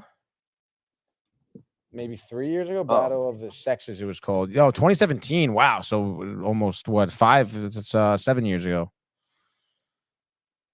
It's kind of crazy. Yeah, good movie, Bobby dude. Riggs, he won Wimbledon in the U.S. Open. Yeah, I know. Obviously, when they introduced him in the movie, they introduced him as like a very like formidable, like great men's, like all time, like a good tennis player. But that was way later in his life, right? Like that was like post retirement. And then again, like there was a lot of like women's rights things going on, and he like publicly said how he could beat any woman even right now without practicing, and then obviously started this whole chain reaction of events, which is pretty cool though. Oh, okay, so he was 55. As looks like we have a match suspended here in Wimbledon as some rain is coming down. Oh no! Yeah, it looks like whatever match was on court number 2 is suspended. I don't know what the forecast is like for the rest of the day, but I see a lot of umbrellas and people exiting the stadium here, which is a pretty interesting update. Left the building. Yeah, seems like it, Carlton. Oh, but I'd say that's pretty much it, Carlton. I have you on the phone here for over an hour here, believe it or not. Oh, well, I appreciate you taking the extending the show. It sounds like that we went into overtime. But yeah, I would say by now normally the show would be over, but hey, man, I mean, any opportunity to talk to you and to talk to you about Wimbledon specifically, I think is pretty sweet. No, I mean, we really, I would like to talk, I guess, or have the opportunity to talk more tennis in the show. But it's freaking tough keeping up with all these freaking sports, dude. Hey, Tony, you just like summed up like every what everybody's like. Every I don't know guy or gal who's like into it over the past like 10 years or 5 years. It's like I can't do it anymore. Right? Like I'm tired. I can't. If I wanted to keep up with everything, I wouldn't leave my house. I just broke because I'm paying for all these freaking things. Yeah, literally.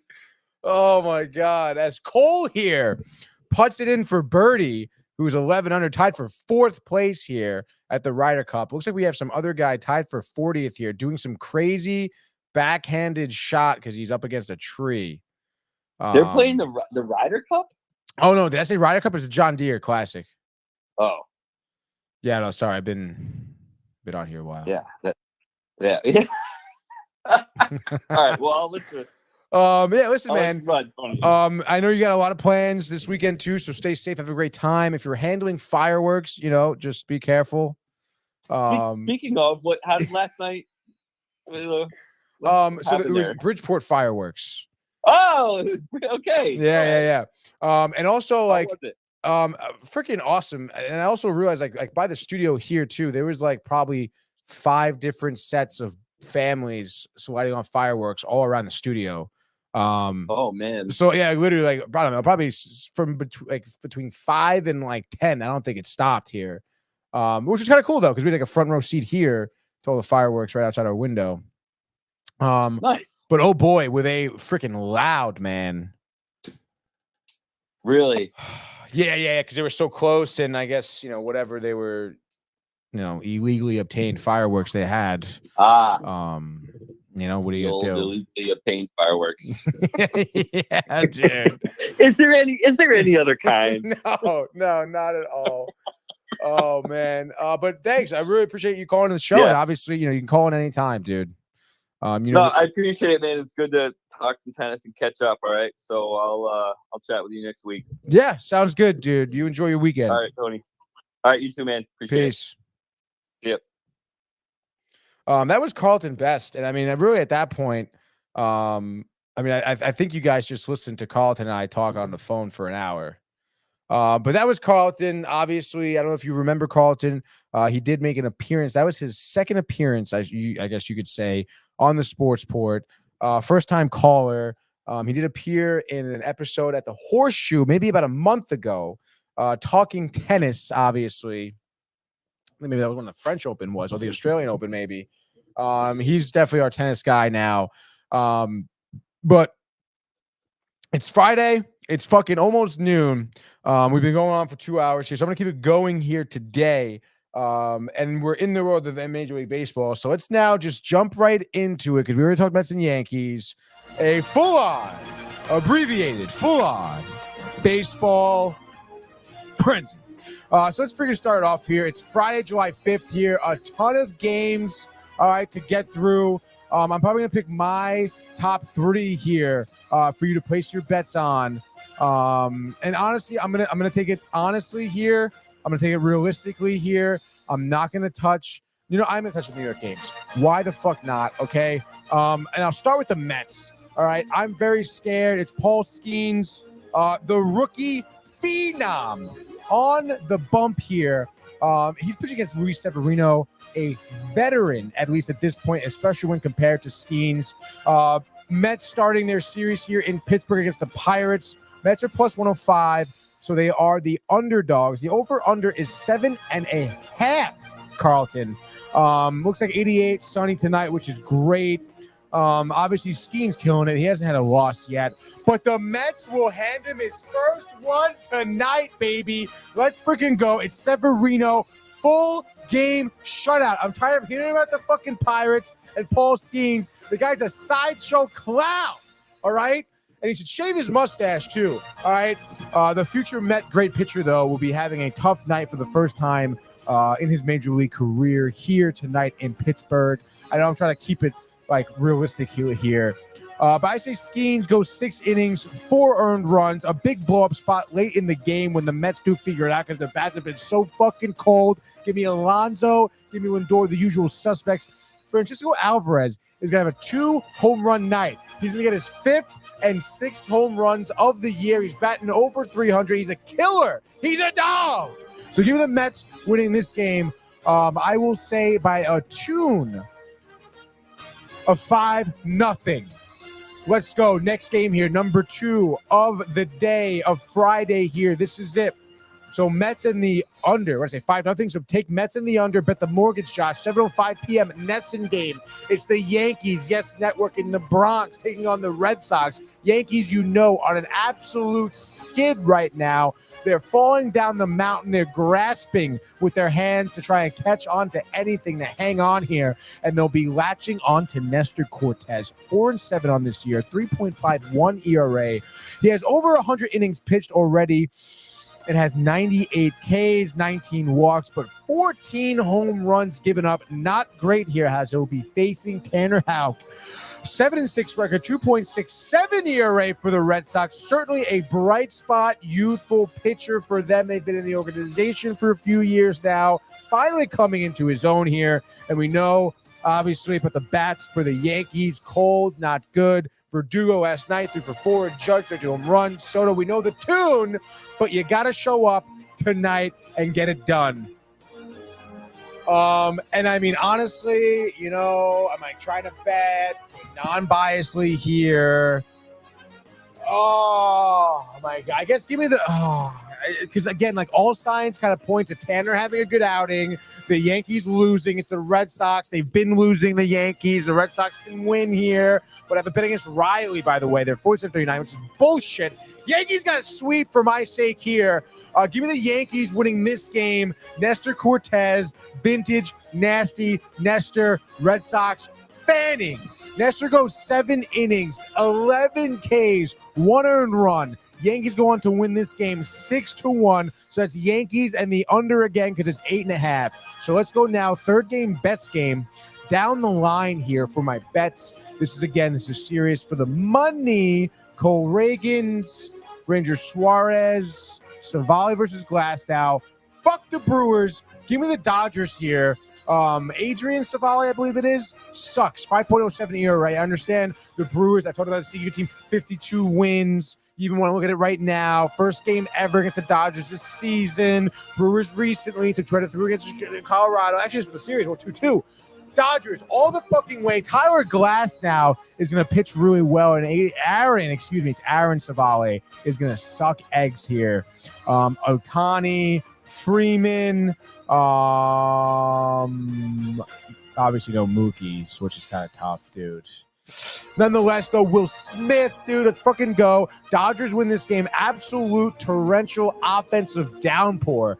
Dodgers win this game. 6-3. So it's Dodgers and the over there for your only over of the night. And I'm just going to go by through these games. We have Phillies, Braves here. Max Fried killing it. Give me the Braves. Bounce back here. Phillies, Deserve the loss, need the loss, love the loss. Kevin Gausman on the mound against the Mariners here. Luis Castillo pitching for them. Castillo, down night, down year. Gausman, as of late, not good. Give me the Mariners. Bang. Cubs over the Angels. Easy money. Bang. Sonny Gray and the Cards. Bang. Give me the Cardinals over the Nationals. Bang. Drew Thorpe pitching for the White Sox against the Marlins. This is the toilet bowl here. Give me the Marlins. Bang, dude. Reese Olson pitching for the Tigers here against the Cincinnati Reds. Spears in the mound for them. Reds just with the Yankees, meaning they're due for a loss. Give me the Tigers here in Cincinnati, Great American Ballpark. Bang, dude. Let's go 7-10 in Cleveland. Fuck the Giants. They suck. Guardians, Sinky good 54-31 with Tyler Bibby out there. I guess undecided. Give me Guardians winning this game at Progressive Field. Bang, dude. Rangers kind of been skimming by here. I don't know much about Baz there. But Michael Lorenzen sucks. Give me the Rays over the Rangers. Bang, dude. Let's go 8-10 here in Minnesota. Target Field, the Stros. Honestly, hottest team in baseball last month. 45-42. Should be the Mets right now. Fuck them. But Pablo Lopez sucks. Give me the Astros anyway. Bang! Winning this game. Royals over the Rockies. Kyle Freeland shouldn't even be on the Major League roster. I mentioned Reagan's 3-3 ERA. 3-3. Bang! Give me the Royals, dude. 9:40 now, late night. Diamondbacks over the Padres. Scione versus Vasquez for San Diego. Give me the D-backs. They'll be, after this win, 44-44 at 500. Bang! At Petco Park. Oakland Coliseum now. Orioles Athletics. I mean, Baltimore should be minus 1,000 here. Give me the Orioles. Bang, dude. And then I think that's really about it right now, dude. And that is your MLB frenzy. So Sox 15-1. Sideshow Clowns. Kev Do, let's fucking go, by the way. Says nice shirt. Tony, thank you, Kev Do. Says let's fucking go. Wow, Barnes didn't answer me back yesterday. As Lucas Glover from the rough spanks one out into the green here. I know before too earlier on, Carlton, Michael hyped for Carlton. Pretty dope. Pretty awesome, dude. So haven't heard from Matthew Ryan. I bored over the tennis court. Wow, no play before 17:30, which is what, 5:30? But that's not Eastern Standard Time. That's fucking bitch standard time in Wimbledon. Bitch time. BST, it says bitch standard time. I don't tell you. I mean, goddamn, 2 hours here. That's it. That's it. That was MLB Frenzy. We maybe have some crib notes here. I mean, if you want to look ahead, I know I never really got into my Mets talk, which I guess we can do Sunday. But again, if I'm the Mets, if I'm David Stearns, trade deadline here, Taylor gone, JD gone, even maybe even Hauser gone, bullpen get rid of. Anyone who's good, gone. Get prospects, get younger guys, because you're playing for next year now, and that's it, dude. If I really, want to put it down today. But obviously, wild card, better record, doesn't matter. Oh, I fucking blew it. TSN, baby. Stand by. Just want to update you guys on the leaderboard for the PGA, obviously, and of course, any latest. NHL free agency signings. Looks like we have today Jackson Stauber, who's a UFA, got a 1-year contract to the Utah Hockey Club. Let's see who else. Jack Roslovic yesterday, 1 year, $2.8 million to Carolina, which is pretty interesting because Carolina knocked him out of the playoffs. So I was looking at Cole here, working out of the rough, it looks like, for his second shot on this 420-yard par 4. Cole just missing the green here. Is just beneath the green as he's tied for 4th at 11 under. We have Nick Dunlap here, the amateur, who's 1 under, tied for 117th. He's taking a nice soft tee shot on this 130-yard par 3. And this could be a birdie putt, as he is probably, 6 feet away from the hole, maybe 5 feet. Got her up, also paired up with Dunlap here, looking to just place this ball ever so slightly in front of the pin as we're watching the main feed here at TPC Deere Run for the John Deere Classic. Got her up, lines his ball up a little left.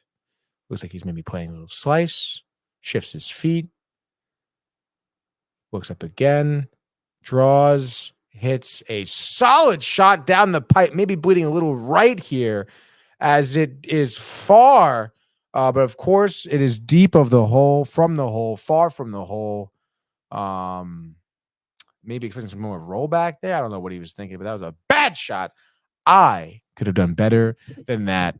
And I really don't want to leave you guys. Red Sox, by the way, 15-1, Kev2 said. Because honestly, I really could commentate this golf all freaking day long here. Distance to the hole, Sepp Straka at 11 feet, 1 inch, Jason Day 25 feet, and Lucas Glover, who's putting now for birdie at just over 33 feet from the hole. Putting from outside 25 feet this week, Lucas Glover is hitting it 40% of the time. That is third in terms of ranking amongst his peers here. Strokes gained while putting this week has been just shy of 3 strokes. That is 6th when ranked against his peers. Glover sporting the wedding ring, the tall putter, the double hand motion, the one high, the one low. And he is hitting this ball right away, not even thinking about it, which is, clearly shows because it was a bad read. And honestly, if he hit it a little bit harder, it probably would have went in for birdie, but he didn't. He's happy with it. He smiles, laughs, walks away. He'll probably putt this in now for par here. And, you know, I still have my new putter. I have not even used it, dude. I'm so tight about it. I don't know. Maybe fucking next year I'll use it. Lucas Glover, a second look at this putt here, just short, started to break the way he wanted it to, and he knows it just needed a little extra oomph. Maybe if you'd have a weird putting stance with the freaking extra long thing, with the 2 thing, looks like someone's texting me. Stay cool. Fuck you. Josh B says, please don't go, LOL. I know, dude, I know. I don't want to go. As we see Jason Day eyeing up this 24-foot putt for birdie. Jason Day makes this putt. He'll improve to 8 under, working up in the standings. He has only 8 birdies so far this week, which will get him tied for 29th. And his putting has struggled here. He's actually been losing strokes on the green this weekend. Or this week, I should say. Tied for 105th, but can he start to change it now? He's taking extra time lining this up correctly. It is no easy putt here as he finally puts the club in front of the ball, facing straight. A nice little hit. Easy now. A hard roller, breaking left to right, and breaks too much left. Left to right for me, right to left for him because he was facing me. So tough shot there. Didn't play the right line, dude, as Cole here chips it onto the green, and he is going to be probably within 5 feet here of the pin. Tremendous chip on. I will tell you right now, if I was chipping, you know, you're within 20 feet of the pin here, right in front of the green, I'll probably chip it so short, I'll roll back off the green, or chip it so fucking far, it'll be past the green. Either way, losing strokes as Glover nails in that chip in, it's a put in putt. To be 10 under. Sepp Straka now looking to putt this one for birdie. An 11-foot putt, the easiest of his threesome, but still not a putt distance that you want to overlook. Total birdies this week is 9, which will put him just outside the top 10 here amongst his peers. Another guy, though, struggling on the green with his putting. He is minus half a stroke so far this week. In terms of putting here. So let's see if he could change that here. Obviously, Jason Day fumbled it. Sepp Straka, I'll be willing to bet, will nail this freaking putt, baby. And he misses about a ball width to the right of the cup. What are you doing? He will fall to 5 under now as we see Drew Thompson, who's tied for the first. Actually, I guess I did not give you guys a seating update here. Davis Thompson, who's at 12 under right now, is tied for first with Luke Clanton. Looks like Hayden Springer, again, who has not teed off yet, who is just sitting on that fat 59. But wait, we see Berger now, tied for 27 with a long 60-foot putt here for birdie, and he's going to be short. Wait a minute. Oh, my God, dude. Berger. About 2 inches short of that, of the cup. You hate to see that. Let's see where Berger is right now, to be honest. Danny Berger, Han Solo Berger, is tied for 27th right now. Shot a 68 in round 1. Right now, through 12, he's 3 under. Obviously, would have probably enjoyed the birdie putt there. Rookie of the year here for the past 5 seasons, Eric Cole last year. Cameron Young, 2022. Will Zalatoris, 2021. Where has he been? Scotty Scheffler in 2020 and Sungjae Im in 19. Of course, Scotty and Sungjae were just in a playoff, right? For whatever. Oopsie SpaghettiOs. My bad, guy. How's that for a fucking sign? Sign out. I guess I kind of have to sign out now, huh? All right. I want to thank everybody for tuning in here as we're looking at Goddard up, who's going to putt for birdie. It is a deep putt, 30 foot easily. He's going wide right, and it's going to go way too far. He didn't go wide enough. Did not go wide enough. All right, everybody. We're going to clock out here for the Sports Port on Friday here. It's 4th of July weekend. Hope everybody's off, having a great time, perhaps on a boat, who knows, or a jet ski even. That's right. I'm still in this corner right here. Look at the studio. By the way, from left to right, Toy Story 3, Top Gun, Devil Wears Prada, and the Nintendo Wii ready to go, ready to start playing here. Super stoked to have all you guys in here. Thanks. Huge shout out to Carlton for calling in about Wimbledon. Great job, Carlton. For some reason, too, your voice sounds a lot deeper and more manly on the phone. I don't know what that's about. I'm going to be trying to just put on a deeper voice. But obviously, wow, Brian Barnaby just got to Rhode Island just like that. And what a perfect way to end this show. Everyone have a great weekend, including you, Brian. We will obviously, we'll see you on Sunday. Horseshoe Sportsport seems to be in the cards. I know it's 4th of July weekend. We're going to double check here. But right now, count on it, baby. Ryder Cup. Let's go, Mets. Yankees, hopefully, can have a solid outing here tonight. Brian Barnaby knows it. We're going to smack the Sox, okay? Let's freaking go. Nestor Cortez, he's a dog. Just like Luis Severino. Double New York win tonight here in baseball. Watch some Wimbledon, watch some golf, watch some baseball. We will see you on Sunday. Enjoy the weekend, everybody. Hey guys, Tony here from Downtime TV checking in. I want to thank all our fans out there who's been liking, subscribing, sharing our content. You guys are the best. You guys are our bloodline. You make us love what we do. Thanks again.